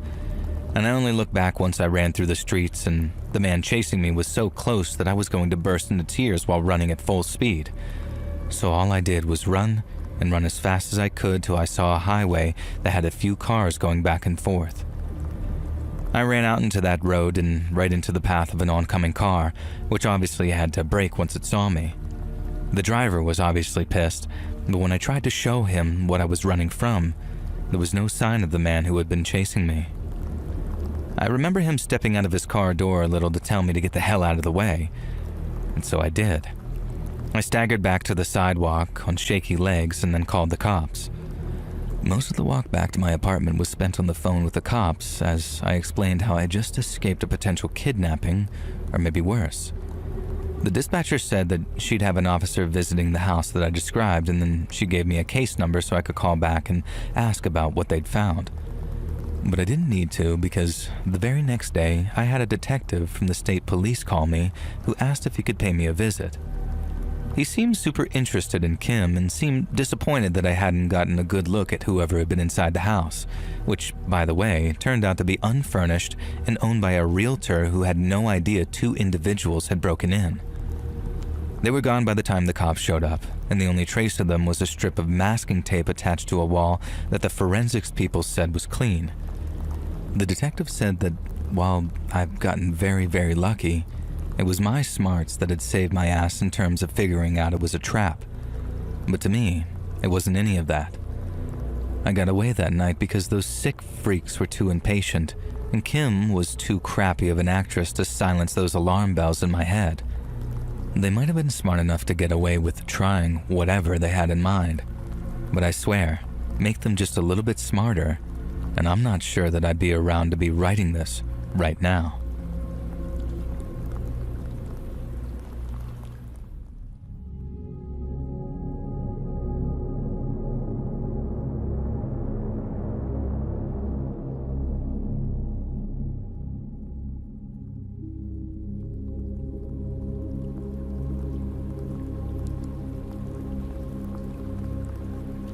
We were on a work/business in a South African country that I won't name because I don't want to start a debate. It was mostly a great time with great and diverse people. Now, towards the end of our vacation, though, something very horrific happened that honestly put me off returning to this country ever again. I was there with my fiancée, who is now my wife, and we had a great time, but I won't go into details describing all that because nobody really cares. Now anyways, just picture a generic couple having a generic good time and maybe doing some really cool things. However awesome you want to imagine we were, that's good. Now I'm being flippant, obviously, but it was lovely. The hotel was great, the food was divine, and once my meetings were out of the way, we had time to explore the cities and countryside. Now the country that we were in has this weird mix of quaint and modern architecture, which shouldn't work but really does. Now, tourists are advised to avoid walking alone in certain areas, and we followed that mostly, but towards the end of our vacation, I guess we got complacent, because everything had been so safe and stress-free up until then. Now, after an incredible meal with my wife, we went for a walk and just kind of got lost in each other, walking for hours hand in hand. I kept thinking about how I was the luckiest guy in the world, having this beautiful woman on my arm, especially knowing that she'd agreed to marry me a few months before. And there is nothing gayer than a man who's deeply in love with his wife, fellas, let me tell you that. Now, after a while, we sat on a bench overlooking a lake as the sun set, and we looked up at the stars together, and things were perfect. No, okay, I'll stop going on about my awesome wife now. She told me I was allowed to share this story if I promised to portray her well, so here you go, babe. I love you. She's awesome. Now, it was kind of her fault that we'd wandered so far outside the city, though. She was the one who wanted to look at nature and all that crap. But it was me who called the cab, dialing the number that I'd taken from the hotel lobby. We'd been promised that this was a safe, reliable cab service and had no reason to doubt it. When the driver pulled up, he was all smiles.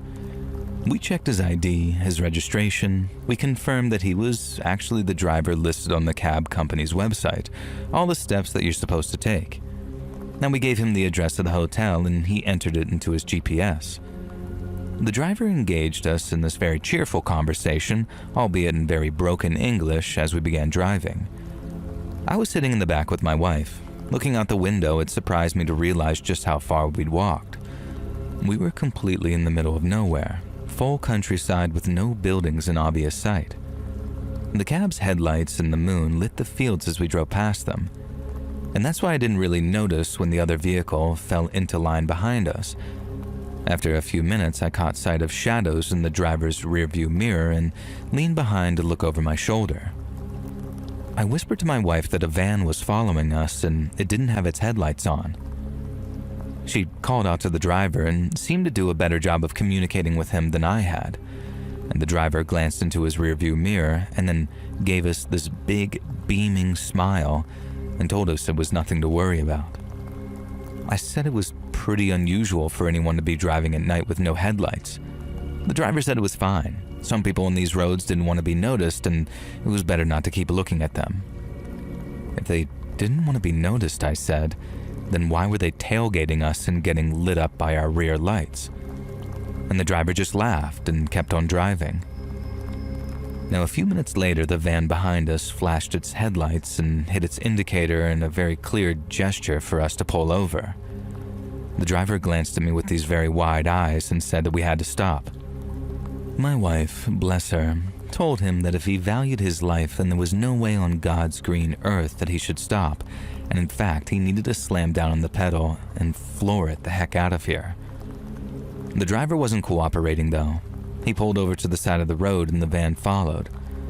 Now we sat there, pinned in the van's headlights as the driver got out and walked behind. We heard a bit of shouting and then footsteps crunching up to the door on my wife's side. My heart sank with dismay as I saw the driver, hands behind his head, being held now at gunpoint by another man in a mask. A second masked man tapped on the window with the barrel of his gun. My wife shrieks, flinching away, but the man gestured for us to get out. So we did. A third masked man slammed me against the side of the car and began patting me down. He proceeds to take my wallet, cell phone, and pretty much everything. My wife thankfully didn't have to deal with the pat-down treatment, but the guy took her purse and tossed it to the second gunman. Meanwhile, the first guy had secured our cab driver's wrist with what seemed to be this plastic tie and was guiding him to the back of their van. I looked and saw the gunman ushering the driver into the back and then slamming the door. The guy returned, and the three men commanded us to strip. Reluctantly, we did, down to our underwear. The men seemed to find this hilarious and began to insist that we remove our underwear too. Now, not wanting to seem weak in front of them, I dropped my boxers and just stood there, bare-ass and defiant, looking at them. My wife was crying, begging really, and as calmly as I could, I told them to leave her alone. I really thought I was going to have to try wrestling one of the men to get his gun or something if I wanted to protect my wife's dignity, but they just sort of sneered and said whatever, and then one of them said something that I'm sure was derogatory in Afrikaans. The three men snatched up our clothes and shoes. Two of them returned to the van, while the other got into the cab that we'd just been forced out of. Then, without a word, the men drove off, leaving us stranded, naked, and alone in the middle of nowhere. It sounds kind of funny looking back, but it really wasn't at the time, as we walked for almost 2 hours and the African night was a lot colder than the day. My wife jokes now that this was me making an excuse, but I'm genuinely grateful that we didn't get hypothermia. Thankfully, at some point along the route, we found a large discarded blanket that I turned into a sort of skirt for myself and a shawl for my wife. And eventually we reached a property whose owners actually kindly helped us call the cops. We were taken to the station, interviewed, and had to make some calls to the US Embassy. It was incredibly stressful and almost scarier than being forced to strip at gunpoint. Almost. The cops really didn't seem to care all that much, not even when we told them that our cab driver had been kidnapped at gunpoint and probably murdered. Two of the officers even said something to each other in Afrikaans and then just laughed. Of course, I wasn't able to remember the name of the cab company either, and when I later tried to find the flyer on the hotel notice board, it was gone. My wife and I wanted to leave the country ASAP, but we had to wait for all the fun crap you deal with when your wallet and phone get robbed in a foreign country. The logistics were a nightmare, and this story would be an hour long simply from explaining them. The final development came the night before we were due to head back to the airport. Everything had been squared away, and we were extremely grateful for the fact that we'd been savvy enough to limit the things that we'd taken with us overnight, with our passports, most of our bank cards, and even my wife's cell phone all being locked up tightly in our hotel room safe. We had been out at a restaurant very close to the hotel for one final meal, and we were just walking home as the sun set. I heard a laugh that sounded distinctly familiar. Now, looking through the crowd, I locked eyes with a very grinning, cheerful man. Our cab driver. I was certain of it. He was sitting at a table with the three other guys, and they were clearly celebrating something. Our eyes met, and I saw this look of panic crossing that cab driver's face. And by the time I forced myself through the crowd to confront him, he was gone. His three other buddies were still at the table, though, and they pleaded ignorance when I tried to speak to them in English, which was odd because most people in this country understand and speak some degree of English. They apparently couldn't understand a word that I was saying to them, though, when I asked them about the guy they'd been with. But they did seem to find me very, very funny. And then one of them pointed to my shirt and said, Nice. I can't be sure, but I am certain that these were the masked gunmen. In some ways, it was a relief to know that our cab driver hadn't been murdered, and the chances are that we wouldn't have been either. I'm sure the guns were probably fake too, but knowing we'd been scammed by 4 crooks looking to make a quick buck off of the dumb tourists, well, that didn't feel much better if I'm being honest with you. On the other hand, at least nobody got shot.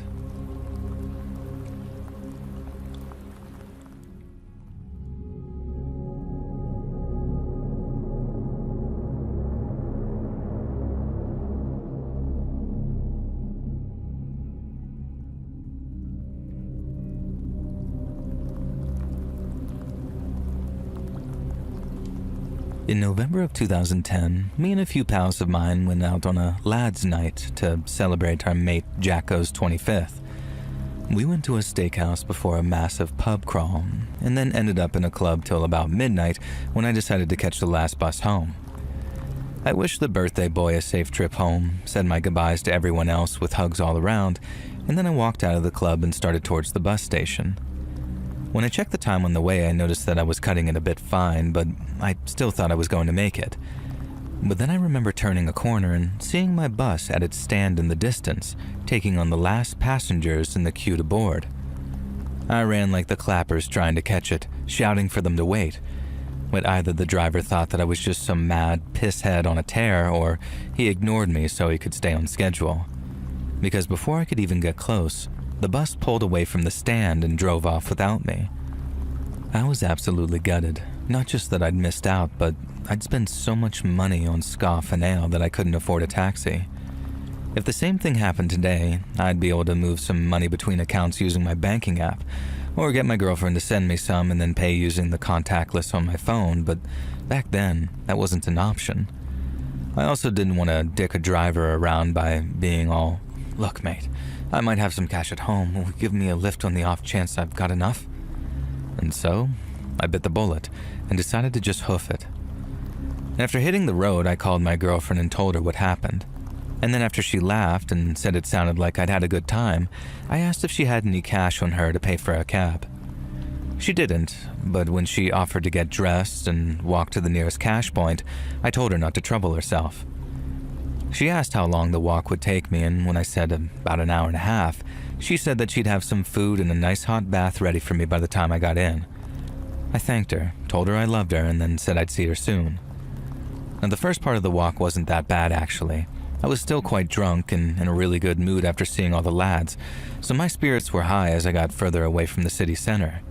About 40 minutes in, and still with quite a way to go, I was walking on a straight stretch of road near the women's hospital.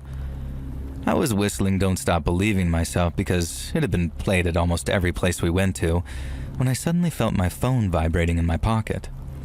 I thought it'd be my girlfriend asking, "You okay?" or "How far to go?" And while it was indeed her sending me a text, all it said was help. I hit the call button, hoping she'd hit send too early on a help me take the bins out type of text, but I only heard one ring before she forwarded the call to voicemail. When I brought my phone down from my ear, I saw that she was typing something, and when the messages came through, I started shaking like a pooing dog, because all they said was, "Someone's in the house. I'm under the bed." I told her to call 999. She texted back seconds later saying that she couldn't because the person inside would hear her. I texted her saying, "I'll call then," and then dialed 999 as fast as I could. I couldn't run because I needed to talk to the 999 lady, but I also couldn't just walk because everything in my head was screaming at me to run. And so I'm talking to this lady and I'm going back and forth between speed walking and jogging while panting down the phone about how my girlfriend needs help. It came out in a big word vomit as well because obviously the most important thing was telling that lady the address so she could get the police there as fast as possible.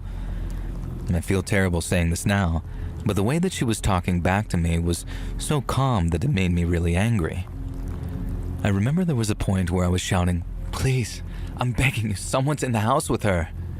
But in reply, all she asked me was, "Can you tell me what this person looks like?"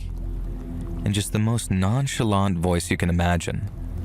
I lost my temper a bit and shouted, "Of course I bloody don't, because I'm not effing there, am I?" Just get someone out here, please. I'm literally begging you. But all she said to that, in the same deadpan voice, was something like, I understand you're upset, but I've got to ask these questions for officers, okay? They're on the way to your address as we speak. And when I asked how long they'd be, she wouldn't give me an exact time.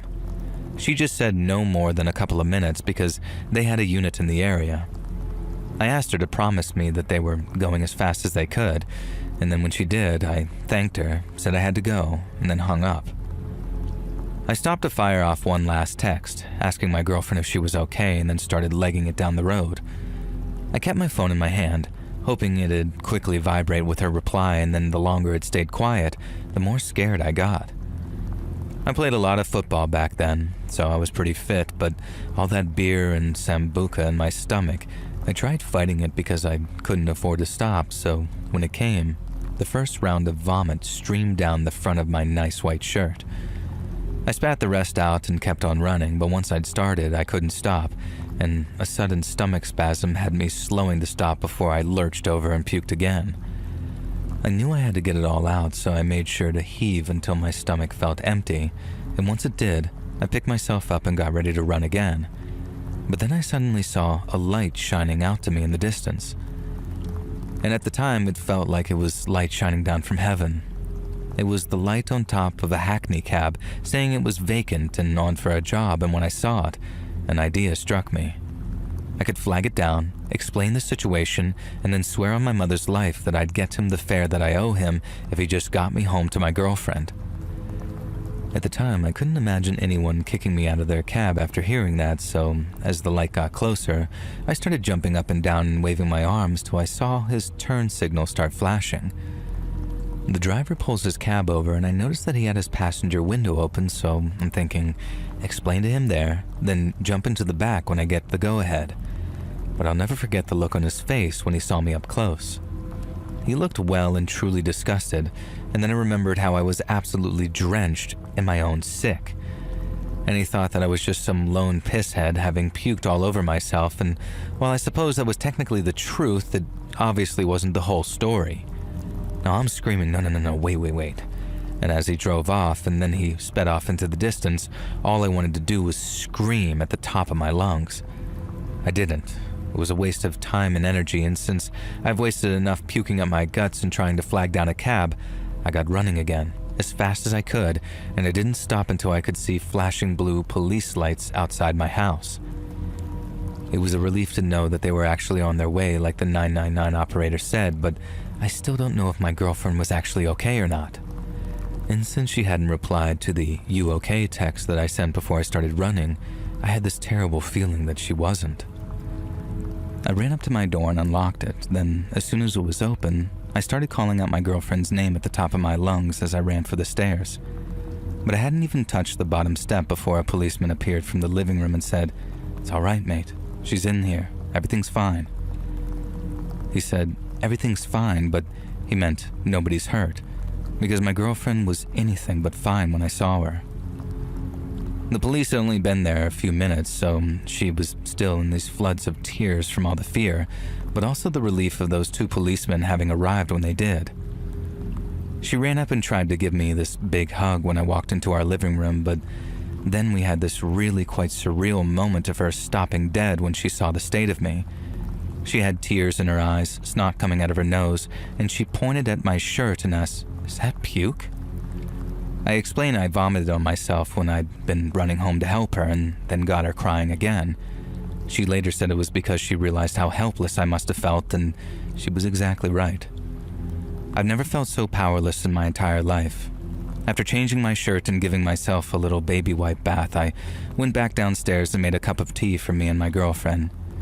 She hadn't fully explained to the police how everything had happened yet, because the first thing they did when they got there was search the house to make sure it was safe, and that meant that I got to be there when she told them the full story. Not long after I called her to tell her that I was going to be late, my girlfriend was in the kitchen making us a bit of food when she suddenly heard a noise coming from the window in her back pantry. It was only quite a soft sound, so she thought that it might have been one of the stray cats she loved to feed, having smelled bacon on the grill. But when she walked into the back, she saw that it wasn't a cat climbing through the window. It was a man, and he was squeezing himself through. She said he was already head and shoulders through when she found him, and while he was wearing a ski mask type thing so she could only see his eyes, she said they practically lit up when he saw her. She thought that he might slither back out and run off once she caught him, but seeing her only seemed to make him even more determined to squeeze his way through, and that's when she ran upstairs to hide under the bed. She said that she could hear him from her hiding place, going from room to room, but he wasn't searching for phones or laptops or game consoles. He wasn't interested in any of that. He was interested in her. She told the police about texting me and how she'd remembered something about how deaf people can use a 999 text service. She tried that, but didn't know that you had to register before you could use it, so none of her texts got a reply. Then by the time I texted her asking if she was okay, the man who broke in was so close she was scared he'd hear her thumbs tapping her phone screen if she tried replying, so she stopped altogether. She said that she was so scared she barely even breathed when he walked into our bedroom. She just laid there on her front, hand over her mouth, watching his black trainers stepping around our carpet very softly, like he was trying to creep up on wherever she was hiding. She said that gave her hope at first, how she saw that as a sign he didn't know where she was yet. But after walking around the room a bit, the man stopped dead and stayed still, facing the bed. My girlfriend said that she thought that was it, that he was about to reach under the bed, drag her out kicking and screaming, and then do God knows what to her. But instead, the man started laughing, softly at first, but then it grew into this almost childish giggle. She kept waiting for him to pounce and started planning how she was going to bite him and scratch him, anything to keep him off her. But instead of lunging for her, he walks towards her dresser and then towards the mirror. He stayed at the mirror for a second and my girlfriend thought that he was sort of looking at himself or something. But when they both heard the police sirens, he bolted out of our bedroom, ran down the stairs, and escaped out the back door, which is how the police got inside to look for my girlfriend. It was only when she was sure that it was police and not a trick by the man looking for her that she came out of hiding and made herself known. But when she saw something written on our bedroom mirror, she said that she burst into tears. He'd used one of her lipsticks to write 3 little words: "I found you." Like it was some sick game that he was playing for kicks. She said she couldn't give them much of a description because all she'd seen properly were his eyes and his trainers, and even then, she couldn't be sure what color his eyes were, only that his trainers had been black Nikes with a dark red swoosh. The police said that it could actually be really helpful, and she might be surprised how often people get caught because of what shoes they're wearing. That gave us hope that the person might be found and arrested, but after weeks and weeks of hearing nothing about it back, we called the number that we'd been given to be told that there had been no progress whatsoever. I wasn't surprised because, despite being outwardly very hopeful for my girlfriend's sake, I didn't expect much from the police.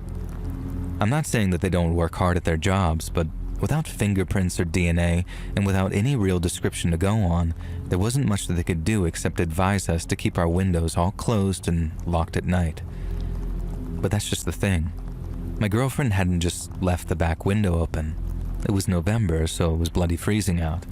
She literally only opened it minutes before she put the bacon on, so the smell of it wouldn't build up in the kitchen, and that's what makes us think that either A, she was extremely unlucky and opened the window just in time for some creeper to pick his moment to peek over our back wall, or B, whoever tried climbing through that window had been watching her as he opened the window and realized she'd gifted him a way in. Both options made me feel sick to think about and meant that we didn't mind shelling for some extra locks on the front and back doors. We're also mega vigilant about open windows now, even in the daytime during the summer, and my girlfriend, now my wife, never ever keeps them open at night when she's alone, not even during summer heat waves.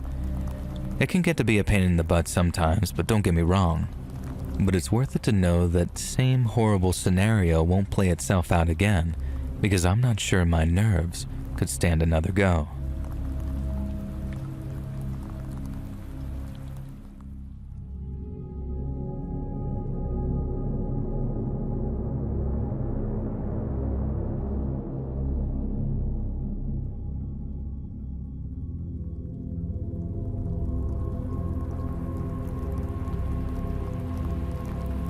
I figured you could use this story if you ever do a terrifying first crushes video or cruise ships or anything like that. It's the story of the scariest girl I ever met.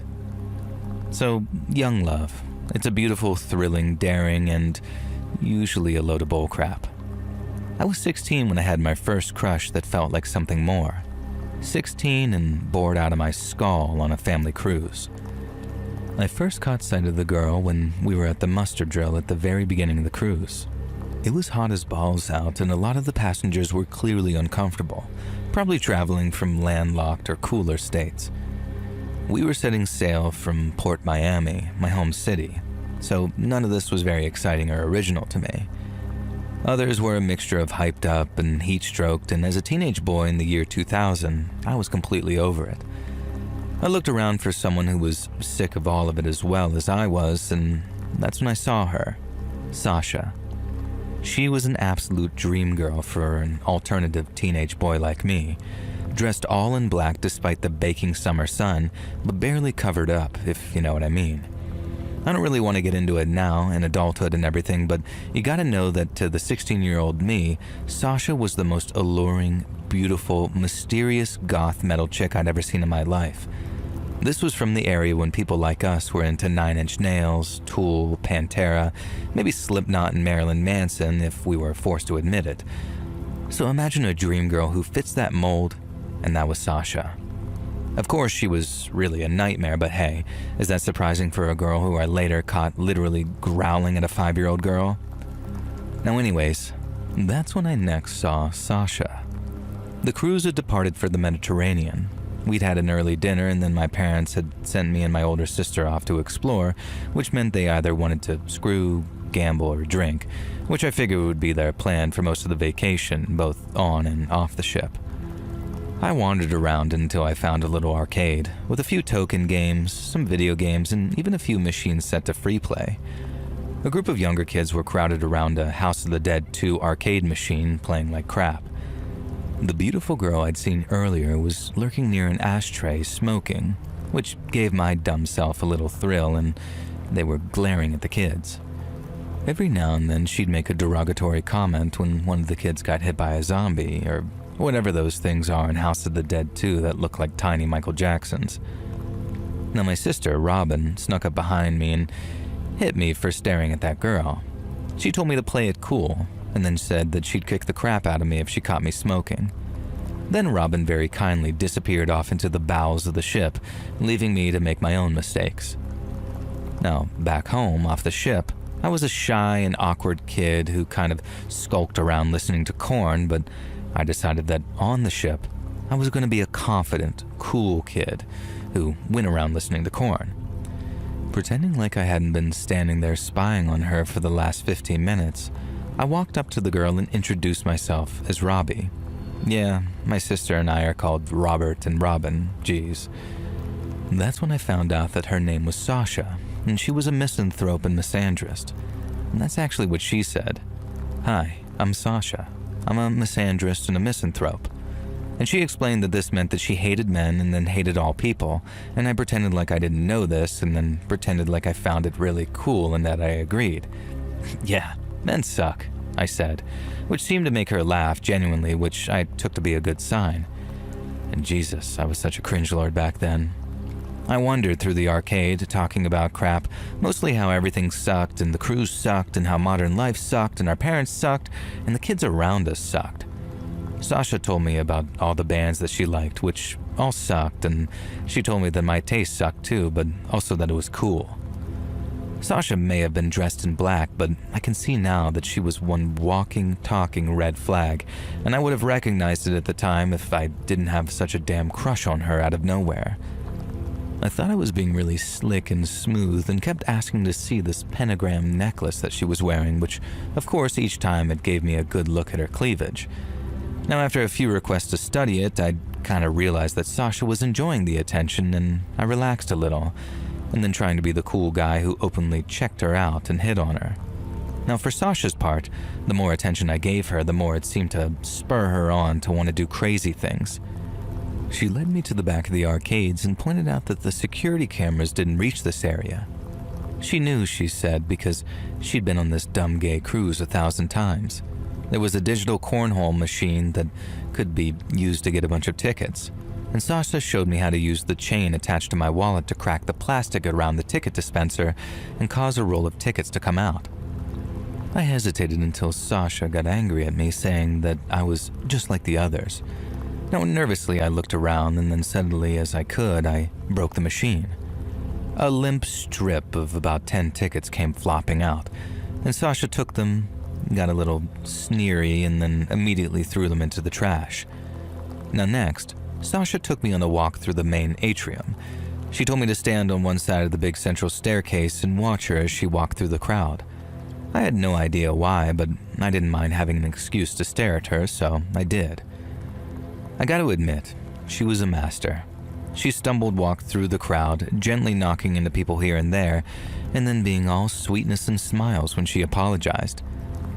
At one point, I saw her gesturing to her leg and implying that she had some sort of disability, and an old woman even kissed her on the forehead, which made me laugh as Sasha's face turned to hidden horror. Eventually, Sasha reached me and dragged me out of the atrium. She found a secluded spot under the stairs in a staff-only area of the ship, which gave me a little thrill again. And there, she pulled a bunch of wallets and purses out of her jacket. She must have stolen at least 4 or 5, as well as a wristwatch and a bracelet. I was kind of amazed, but then horrified.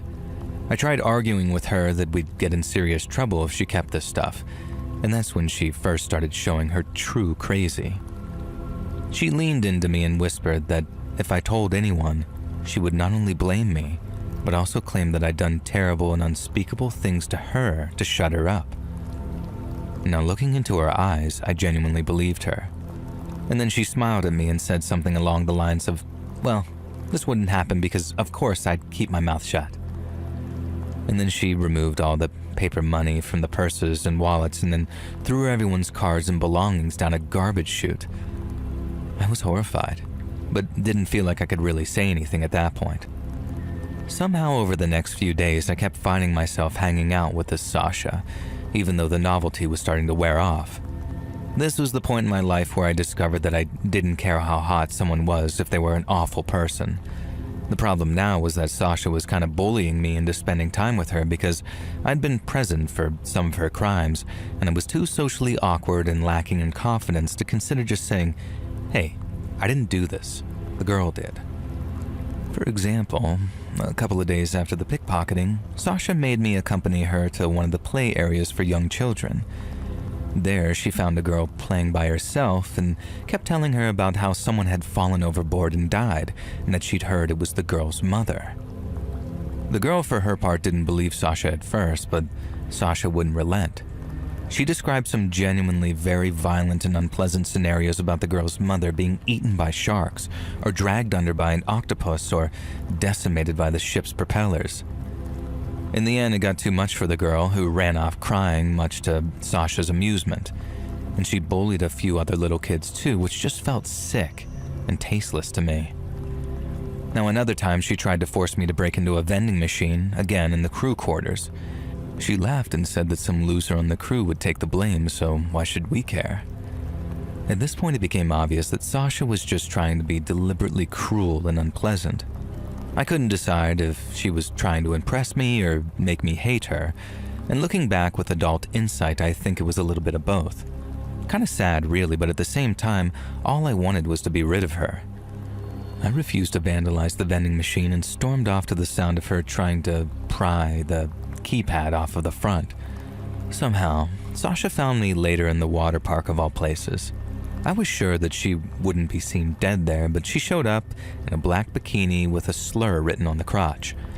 And I could tell that she was trying to win me back over, and I had to fight all my teenage hormones not to let her succeed. When she reached into her bikini top and somehow removed a box of push pins, my heart sank. You see, the plan, she said, was to toss these down the water slide and see what happened. I said that there was no way I was going along with this, and there were little kids playing here, and also my sister was swimming with some friends. This was the first time that I mentioned my sister, and Sasha's eyes turned murderous. She demanded that I point my sister out to her, and then started asking me super weird questions, like if I thought my sister was cooler than her or smarter than her, and then eventually prettier than her. And I'm like, gross, dude, I don't think about my sister in that way. But Sasha didn't seem to care. She was clearly furiously jealous of my sister for even existing, and this made her more determined to toss those pins down the water slide. I could only see one solution. I grabbed the box of those things from Sasha and then just tossed them over the side of the ship. The water park was on the one deck, so it wasn't difficult to send that box of pins falling hundreds of feet into the ocean below. Nobody even noticed. Now, I expected Sasha to be furious at me, but instead, she just sort of smiled and said that I passed the test and that I was a good person, so maybe I'd finally get my reward. Now, it was pretty clear what she was suggesting from her body language, and I hate the fact that I fell for it like some stupid teenage boy. Sasha told me to meet her back on the same deck after dark. There was a smoking area that some of the passengers came to at night, but it was mostly quiet and we wouldn't be disturbed. And then she leaped into the pool and disappeared into the crowd of people. I ate dinner with my parents and Robin in the fanciest restaurant that night, but I could barely eat anything, feeling a mixture of excitement and mostly nervous sickness about meeting Sasha. I knew she was bad news, and even though she was the hottest girl who'd ever paid attention to me, I knew deep down that it just wasn't worth it. I thought about bringing it up to my parents or Robin, but they'd all seemed to be having such a good time. My sister went off with some friends that she met on the ship, my parents went to an 18-plus cabaret show, and I just resigned myself to go and meet Sasha.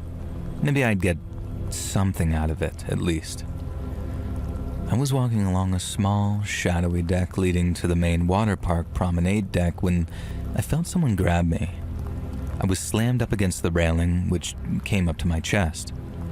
Sasha at this point was hissing at me, her face this just ball of fury. She was mad, so mad that I'd thrown her pins into the water. And then she started accusing me of being a perv, a creep, all sorts of things. She said that she'd kept some of the credit cards and belongings that she'd stolen from the crew and that she was going to plant them in my sister's cabin. I told her that she had no idea what cabin my sister was in, and Sasha proved me wrong by telling me exactly where Robin was staying and a whole bunch of other stuff about her. Sasha said that she'd ruin my sister's life if I didn't do what she said. I asked her what she wanted, and she told me that I had to climb over the railing and throw myself into the sea. She said I'd be fine and it would be funny, but I had to do it to prove myself to her and protect Robin. Now, I might have been a dumb kid, but even I wasn't dumb enough to think that you could just jump off the side of a 2,000-passenger cruise ship and survive it. There are 100 ways that could kill you. Sure, it could be possible to survive the initial fall, but even then I'd have to trust Sasha to immediately raise the alarm, trust myself not to get sucked under the ship, which would almost certainly happen, and trust the sharks that no doubt circled in the Mediterranean waters not to eat me. It had been a full sea day that day, so we were nowhere even close to land. What Sasha was asking me to do was obviously very, very stupid. I looked at her and just said, no, of course I won't do that. I figured that people don't really just successfully frame other people for random crimes, especially not weird, angry 16-year-old goth girls. I could just tell someone what Sasha was threatening and it would be fine. I guess Sasha knew that her threats were impotent too, because instead she lunges at me, taking me completely by surprise. She was a petite girl, but in that moment, she possessed a wild strength as she tried to push me up and over the damn railing.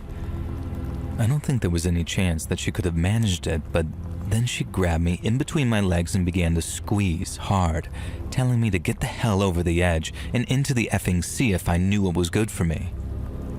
I flailed my arms out and grabbed hold of the only thing I could, one of those plastic lifebelts that are positioned all along the decks of the ships. I grabbed one of the plastic handles, swung it forward, and smacked Sasha straight in the head with it. And I swear, I hit her so damn hard in my fury that the lifebelt actually shattered. I'd been lying if I said that I regretted it. I'd never hit a girl before or since, but I can live with myself doing it this once. Immediately I was calling for help, and some other passengers and the ship's crew eventually came running over. Thankfully, the deck had grainy security camera coverage, and there had been a few distant eyewitnesses too, so the reason for my assault on Sasha was eventually easily corroborated. I told the ship's security crew the whole story, admitting to every part that I played in it, staying silent while Sasha went on her pickpocketing and vandalizing spree. Now, a few times I saw a couple of the security guys sharing these very knowing looks, like my story was explaining some stuff. Things got a bit weird after that. My parents started monitoring Robin and I a little closer, so we didn't have much freedom for the rest of the cruise. Instead, we spent quality family time together on the boat and in various parts. I had no idea what happened to someone if they committed a crime on a cruise ship. My parents and Robin tell the story like I was worried sick about Sasha and the aftermath, and I guess I kinda was. She was a minor and I knew nothing about her. She said that she'd come to the cruise with her people, which I took to mean her family, but I had no real idea. And while we were still on the boat, despite my parents insisting I forget about her and try to enjoy the rest of the vacation, I begged them to see if they could find out what happened to Sasha. It was very odd, and to this day I still have no real answers about what became of her. When Dad spoke to the head of security, and I'm sure a little money changed hands to get this information, he admitted that they hadn't been able to identify who Sasha was actually on board with. She wouldn't provide them with her real name, and there was nobody unaccounted for on the guest list who matched her description. They said that this had to mean that she was the kid of one of the crew members, but if so, then she was on board illegally. And because of this, they had no choice but to keep her locked in the brig for the rest of the voyage. And since she was a minor, she couldn't be handed over to authorities in the Mediterranean either, and had to be processed back in Port Miami. Obviously, I never saw her again. Near the end of the voyage, Dad checked in with the head of security again, and all he could tell us was that there had been no further developments with identifying Sasha. So to this day, the most memorable cruise I ever took was a terrifying one where the girl of my dreams tried to force me overboard and get involved in crimes. I never even got to find out her real name, and it's entirely possible that the girl I spent the first week of my vacation with was a genuine, real-life stowaway.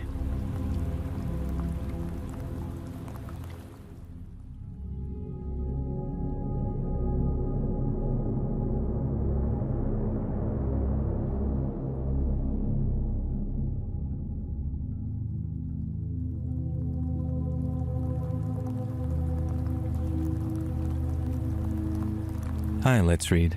Have you ever been to Covent Garden? It's a lovely touristy area of London with loads of shops and fun things to do. Whenever I'm in London for work, which isn't often, I try to spend a bit of spare time there to go shopping. However, every time I'm there, especially if I take the tube from Covent Garden, I'm reminded of something that happened to me over 20 years ago that may have been one of the scariest moments of my life. It was pretty late at night and I had been out in London with some friends.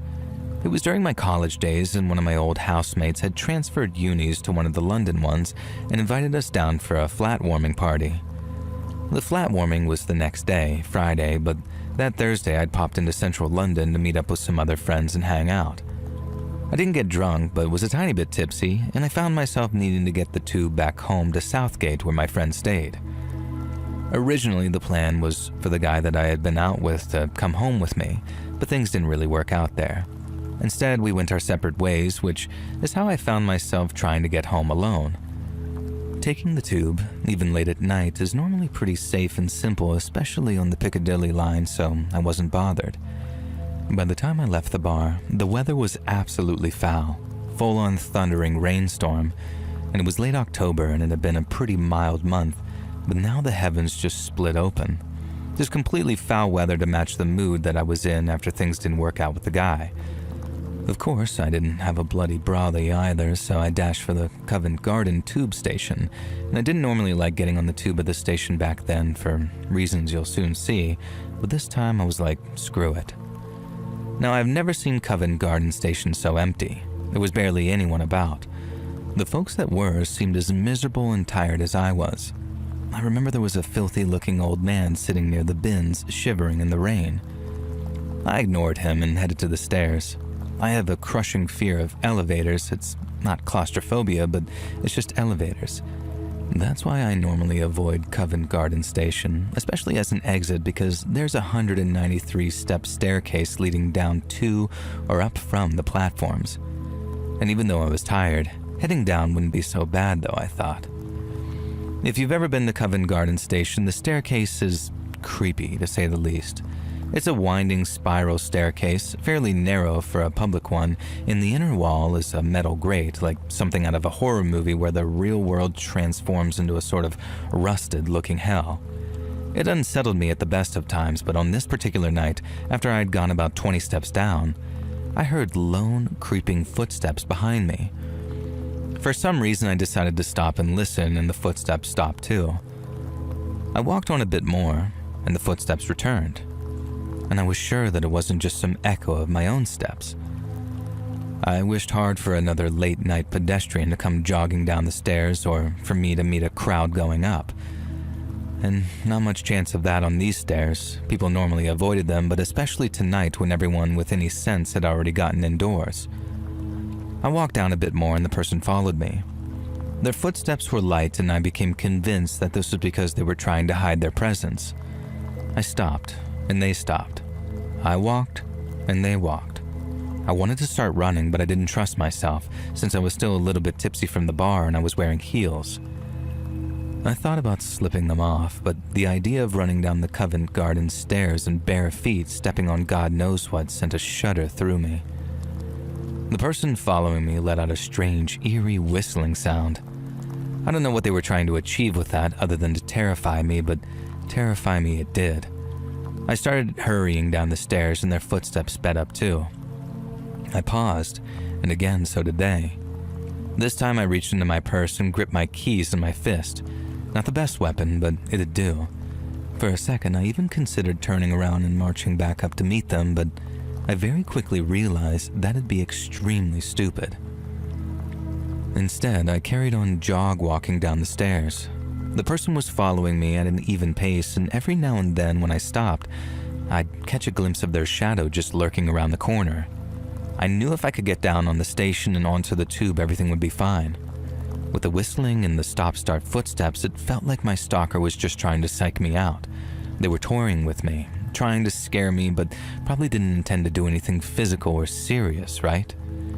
I had to hope anyway.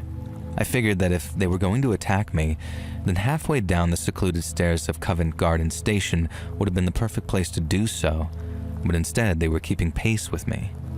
I kept walking. My stalker let out another strange whistle, but now I was getting paranoid that they were actually summoning some other attacker, like calling on a gang or something. I remember that old movie that I'd seen at uni, The Warriors, and the line, "Warriors, come out to play," started echoing in my head. I started whispering it to myself like a mantra or sort of a war cry. I wouldn't be the victim. I was the warrior, and I'd fight anyone who cornered me in this dirty staircase that stank of piss and damp, and there was no way that I was dying here today on the damn underground, and thank God. My feet hit the last step and I could speed up a little, darting through the corridors to the platform. And that's when I heard the footsteps behind me speed up too. No way was I stopping to confront my pursuer now. There was 3 minutes until the next train if it was on time. Surely there'd be someone else on the platform too, who was never completely deserted. Other passengers would have come down here via the elevator. I burst onto the platform to see nobody. God damn it. I let out an actual moan of frustration, and the footsteps were echoing down the corridor behind me. "You okay?" The guy's voice made me jump. He'd been standing on the other side of a vending machine completely out of sight, and I guess when he'd heard me, he'd stepped out. He was a middle-aged guy in a very smart business suit. Totally normal, nondescript-looking guy. He held a briefcase, I remember that, and I found him instantly reassuring. He reminded me of my mom's brother, my uncle. Not wanting to seem weird or creepy, I walked over to him as quickly as I could and explained that I thought that there was someone stalking me down the staircase. The businessman seemed skeptical, obviously. Couldn't it have just been another passenger taking the same route? I explained the stop-start footsteps and the odd whistling, and he agreed that that was definitely eerie, but that I was fine now. I could just stick with him. And then he joked that whoever had been following me must have just given up because nobody was coming down the corridor now. Almost exactly as he said it, a figure emerged from around the corner. And you know when you can just tell that someone's behaving suspiciously? This girl was like that. She pretty much crept around the corner, looking for all the world exactly like a stalker who'd just been following someone down the stairs. She was peering about with these wide, frantic eyes of an addict. Her skin was dirty with sweat and acne, her hair plastered to her head with what could have been rain or grease. And she also looked to be no older than me, maybe even younger. If she wasn't homeless, then she was dressed like she could have been. Her clothes were filthy. One detail that always stuck with me all these years later, even when I'm not sure if I've embellished other things in my memory, was the fact that she wore mismatched shoes. One was a dirty trainer that had previously been white at some time. The other was a torn black Converse with neon pink patterns on it, and her footwear stuck with me this whole time, I don't know why. The businessman whispered that it seems like my stalker had finally shown up, and she must have heard him because it caught her attention, and that's when she noticed me, and him. I've never seen someone go from acting so suspicious and threatening to being so terrified before. It was like the predator suddenly and immediately became prey. The girl looked at me, and then looked at the businessman and genuinely froze on the spot. Then, honest to God, she let out an actual small scream as she looked him in the face. And then my stalker spun on her heel, I finally understood that phrase after this, and fully ran back around the corner and down the corridor. I heard the footsteps of her mismatched shoes slapping against the station floor and the panicked whistling that she let out as she ran. Next thing I knew, the train had pulled up. The businessman invited me to ride with him as far as his stop. I told him I was getting off at Southgate, and he was all, "Hey, me too, and we can ride the whole way together then." And so, grateful to the man for managing to scare away my dangerous stalker, I rode the short journey with him while telling him all about my uni course, my ambitions for the future, and talking about the 2002 World Cup that had just concluded the previous summer of all things. And then he got off at Southgate with me and even escorted me near to my friend's flat, which I thought was very kind of him. Relieved to be safe from my weird stalker, I went into my friend's flat, made a cup of tea, and thought nothing more of it. That is, until I told my friend the whole story shortly after. I was so wrapped up in explaining how my savior had scared the stalker off with a single glance that I hadn't considered the real question. Why the hell had my stalker, the young girl, been so utterly terrified to see the businessman? He'd just been standing there with me. He didn't threaten her or even acknowledge her. Sure, if she'd been planning to rob me, maybe it could have been frustrating to realize that I was now with someone, but this didn't feel like that. She'd come around that corner all furtive and sneaky, and then she'd seen the businessman and literally let out a scream and ran away. Maybe I've let my imagination add in the next bit, but when I think back on it, I'm now convinced that I saw a look of recognition on her face when she saw him. The girl was definitely following me with some kind of ill intent. She stalked me all the way down those stairs and then came creeping onto the platform looking for me. So she was a scary person herself. But what was it about the businessman that would send even someone like that running in fear? I rode home with the guy. He walked me almost to my friend's door, and I didn't get any bad vibes from him, but that doesn't mean anything at all. My stalker clearly did. I'm convinced that she recognized him and maybe even knew him, and he'd previously done something to her that was even more terrifying than whatever she planned to do to me. I have no idea what this is, and maybe I'm totally wrong, but I can't shake the feeling that my savior that night could have been way more dangerous than the person he saved me from. And unless one day I see his much older face on the news, I guess I'll never know.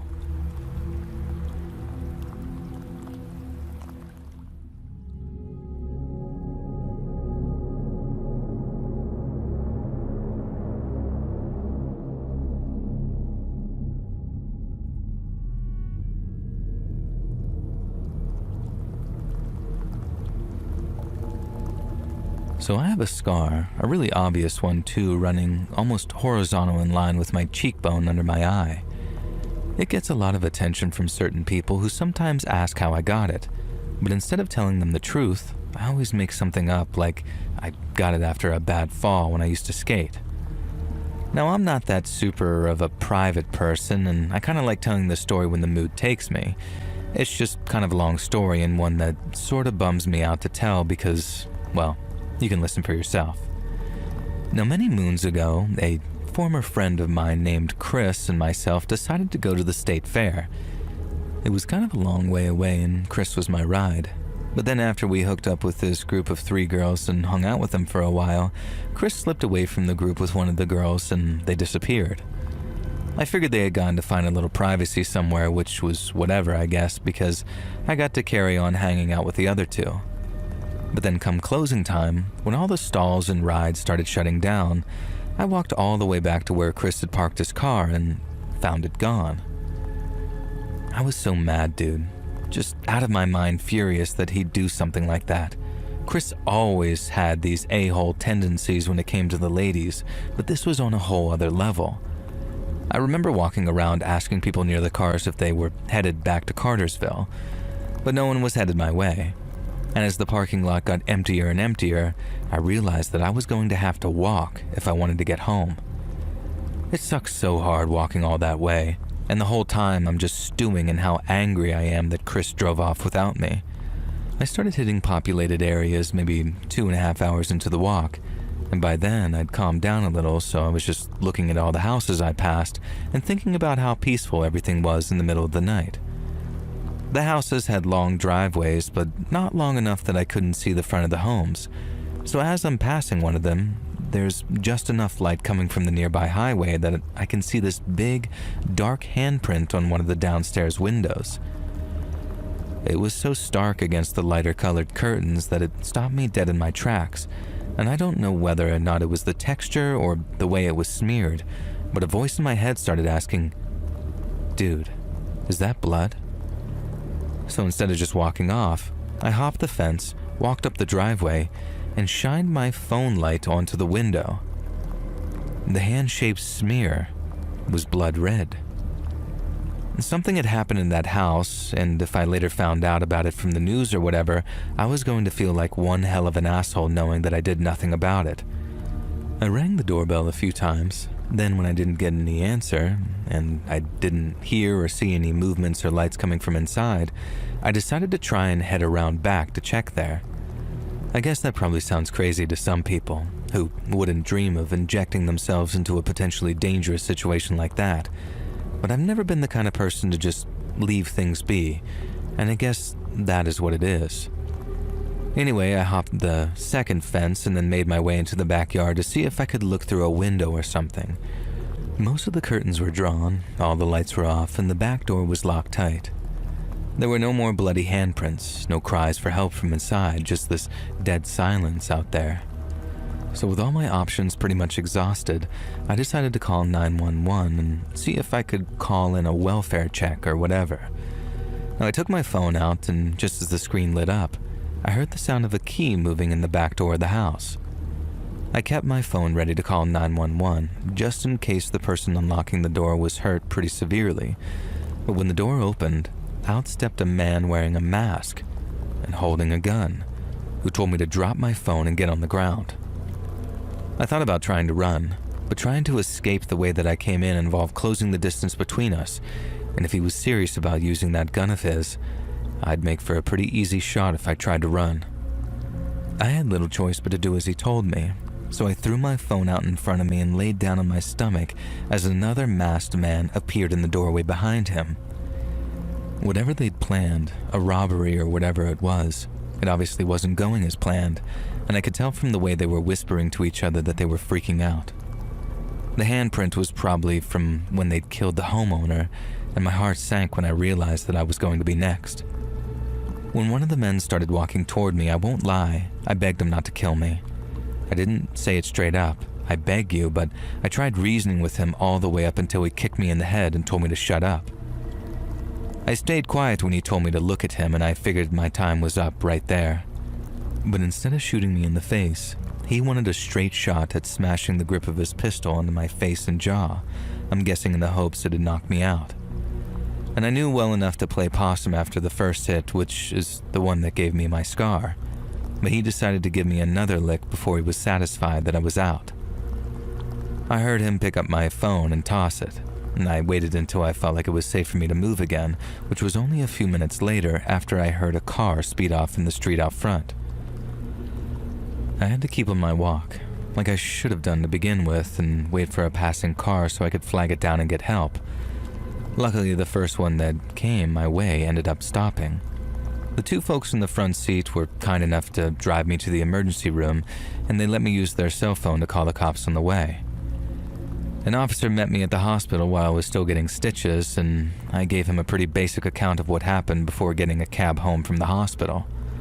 I thought that it was the last that I'd hear of it, as surely the cops would be much more interested in whatever had happened at that house. They were, I guess, but I still got a call from them, and a pretty serious one too. They said that I needed to come down to the sheriff's office to talk to a detective there. They weren't pushy about it, but it was clear that I didn't have a choice in the matter, so I went over to talk to this lady from the state police. Now, I've been hoping whatever had happened had been non-fatal, but I know that that was just wishful thinking, and when the detective said the homeowner had been murdered, I honestly wasn't surprised. But the detective then said that I needed to be cleared as a suspect because they still didn't have a full picture of what had happened that night, and that was something that I hadn't considered. I was only too happy to cooperate as I obviously had nothing to hide, but while getting fingerprinted and having my cheek swabbed for DNA, I'd be lying if I said that I wasn't nervous as I thought about wrongful convictions and all that kind of stuff. The good news came days later. My story checked out and I wouldn't be hearing from them again unless it was to act as a witness in court.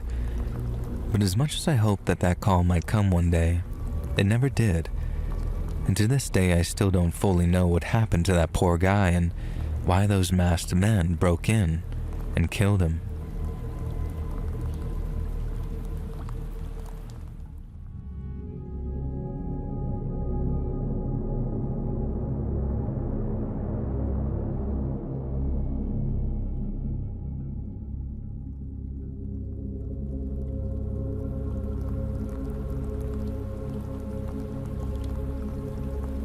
When I was young, I went to college in San Francisco. I often took the bus through the city to visit friends or go to the library. Mostly I hated riding the bus. It stank, the people were weird and rude, and I often got hit on or catcalled. Usually I didn't fear for my life though. But that day was different. I was sitting around the middle of the bus next to a rough-looking guy in worn-out casual clothes. He kept checking his watch and muttering, looking out the window to his left as if it could hurry the bus up. I was barely paying attention to this guy though. I was looking at a guy a few seats down who was scratching his neck and fidgeting in his seat. He was this white, pale, and sweaty-looking dude, and he looked like he was burning up, but he was wearing a thick coat in the summer, so go figure. He looked like a pretty clear H addict. You'd see them around San Francisco sometimes, and he usually just made me feel sad. Now, this guy was giving off some seriously bad vibes, though, jerking and looking around like he was scoping out the other passengers. I watched as his eyes fixed on an old man across the aisle and one or two rows ahead of him. The bus traveled on for a few seconds with nothing happening, but I could see the sketchy guy focusing on the old man and staring at him. Eventually, this shifty guy dragged himself from his seat and stumbled across the aisle to where the old man was sitting. He leaned in and grabbed the old guy's shoulder. The old guy looked at him with clear alarm and fear, and the twitchy guy whispered something that I couldn't hear and then reached into his back pocket. I watched as he pulled out a switchblade. Now, I wasn't having any of this. Immediately, I started to get to my feet. The knife guy hadn't seen me, so I could maybe sneak up on him and hit him or grab him. And then something happened that took me completely by surprise. The rough-looking guy sitting next to me grabbed my arm and pulled me back down into my seat. He said something to me, like "Don't be an idiot, hero." Then I thought he said that he would cut me if I intervened. I just slumped back into my seat in terror, thinking that there were two knife men on the bus, maybe in on it together, and I was going to get robbed by this other guy. And then he surprised me by climbing over me and into the aisle. The guy then launches himself down the aisle, screaming, "Freeze! This is the police," or something like that. Now the knife guy whirls around, very jumpy, sweaty, and instinctively raised the knife to protect himself from the charging off-duty cop. And at that exact second, The bus driver slams on the brakes, sending the cop tripping forward. He fell directly onto the blade, and I swear everyone in the bus gasped in unison as they heard the sound of the knife stabbing into him. The off-duty cop stumbled backwards, clutching at, thank God, his arm. Now the knife was sticking out of his bicep, where he'd apparently managed to swivel during his fall. The strung-out dude was staring at his hands, head jerking back and forth between them, genuinely looking like a cartoon. Now, it would have been funny if he hadn't then advanced towards the fallen cop and reached for the knife. Then the biggest twist yet happened. The old guy stood up out of his seat and slammed the knife guy into an arm lock. He clearly didn't have much strength. He was an old dude, but he knew the technique, and he was able to restrain him long enough to knock the guy to the ground. A few of the other passengers then piled onto him in the aisle and held him in place. For my part, I ran to the stabbed cop to check if he was okay. He was bleeding a lot, and at first my stupid self went to remove the knife, but he snapped at me not to.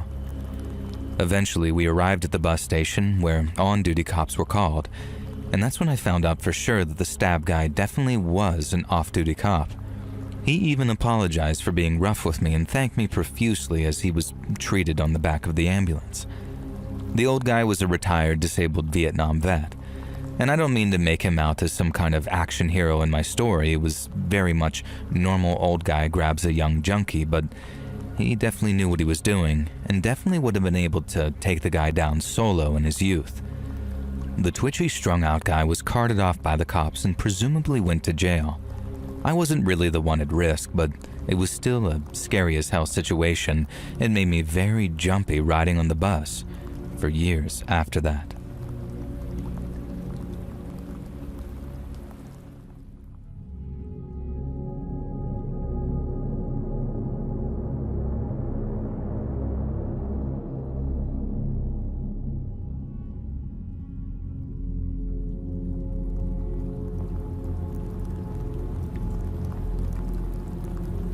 My name's Susie, and I'm from London, and I used to work in a restaurant that finished quite late on weekends.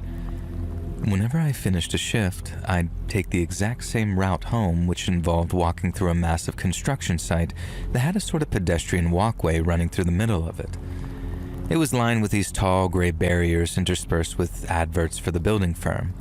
Ironic given that they couldn't build it in a straight line, and their efforts resulted in an awkward zigzagging pattern where you sometimes got jump scared by random dog walkers as you reached a zig or turned onto a zag. And this was clean and shiny when it first went up, but over time, it started to smell a bit like piss, and no surface stays clean in London for long. It's like the graffiti artists can smell them.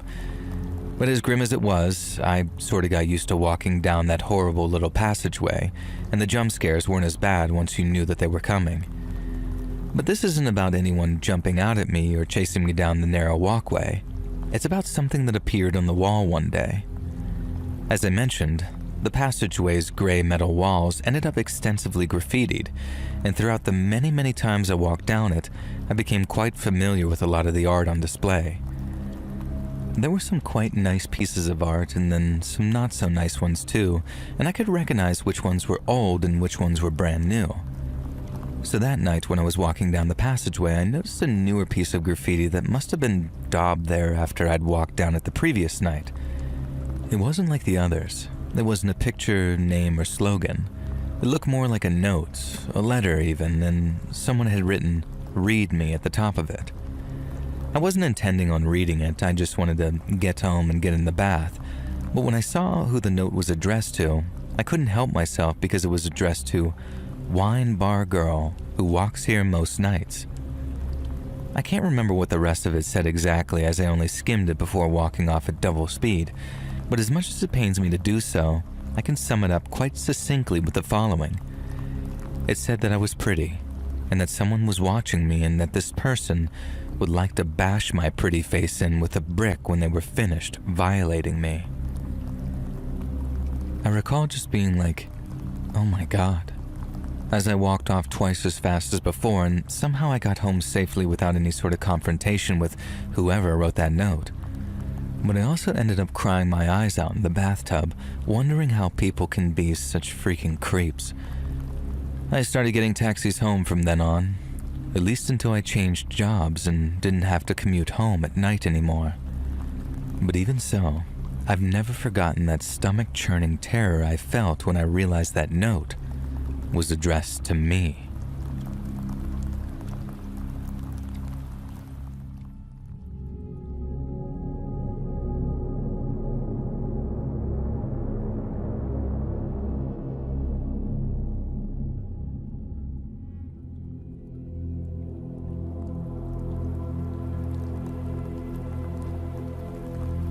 So long story short, this date was a bust. I'd been out with this person called Dalston with this chick and thought that it was going great. And right at the end of the night, she said something so stupidly ignorant that the idea of inviting her home with me was just right out the window. I can't even remember what it was now. It was the 90s. Everyone was ignorant. Probably wasn't even that bad. Either way, it led me to taking the dreaded night bus home. So, picture it. I was a foppish, drunk little so-and-so riding high on my self-righteousness, having just kicked a hot girl to the curb and turned down a night of intercourse to make whatever moral stand I was making. And so naturally, about 5 minutes into my bus ride, I was down regretting absolutely all of my life choices and feeling a little furious with myself. And maybe that's why, when the mouthy punk started calling me all manner of F-bombs and G-bombs and other bombs, I didn't stay quiet. Now, I know that I should have. I should have weathered the storm of insults to my masculinity and sexuality and kept quiet like a good little night bus traveler, like we're supposed to. Instead, I turned around in my seat and told them exactly where they could shove their Doc Martens.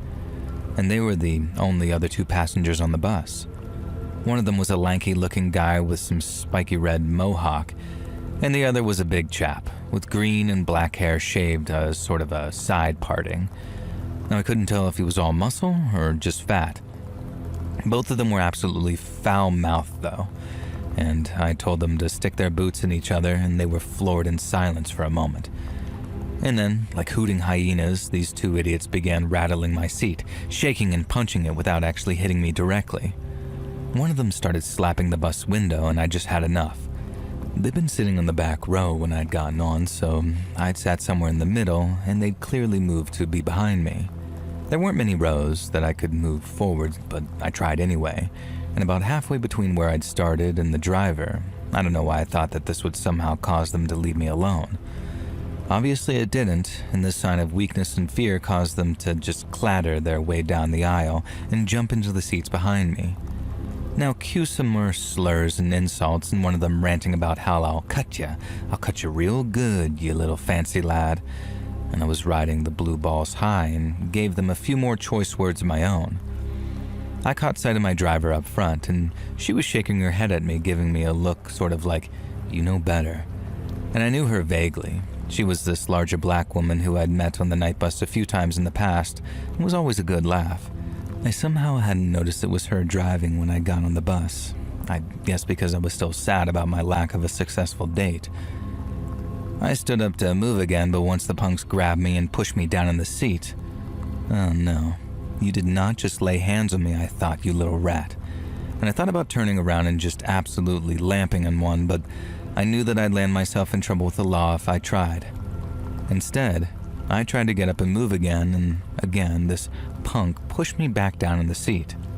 I tried again, he pushed me back down, tried again, and this time, the punk pulled me down so hard that the back of my head knocked against the back of the seat with this very loud crack.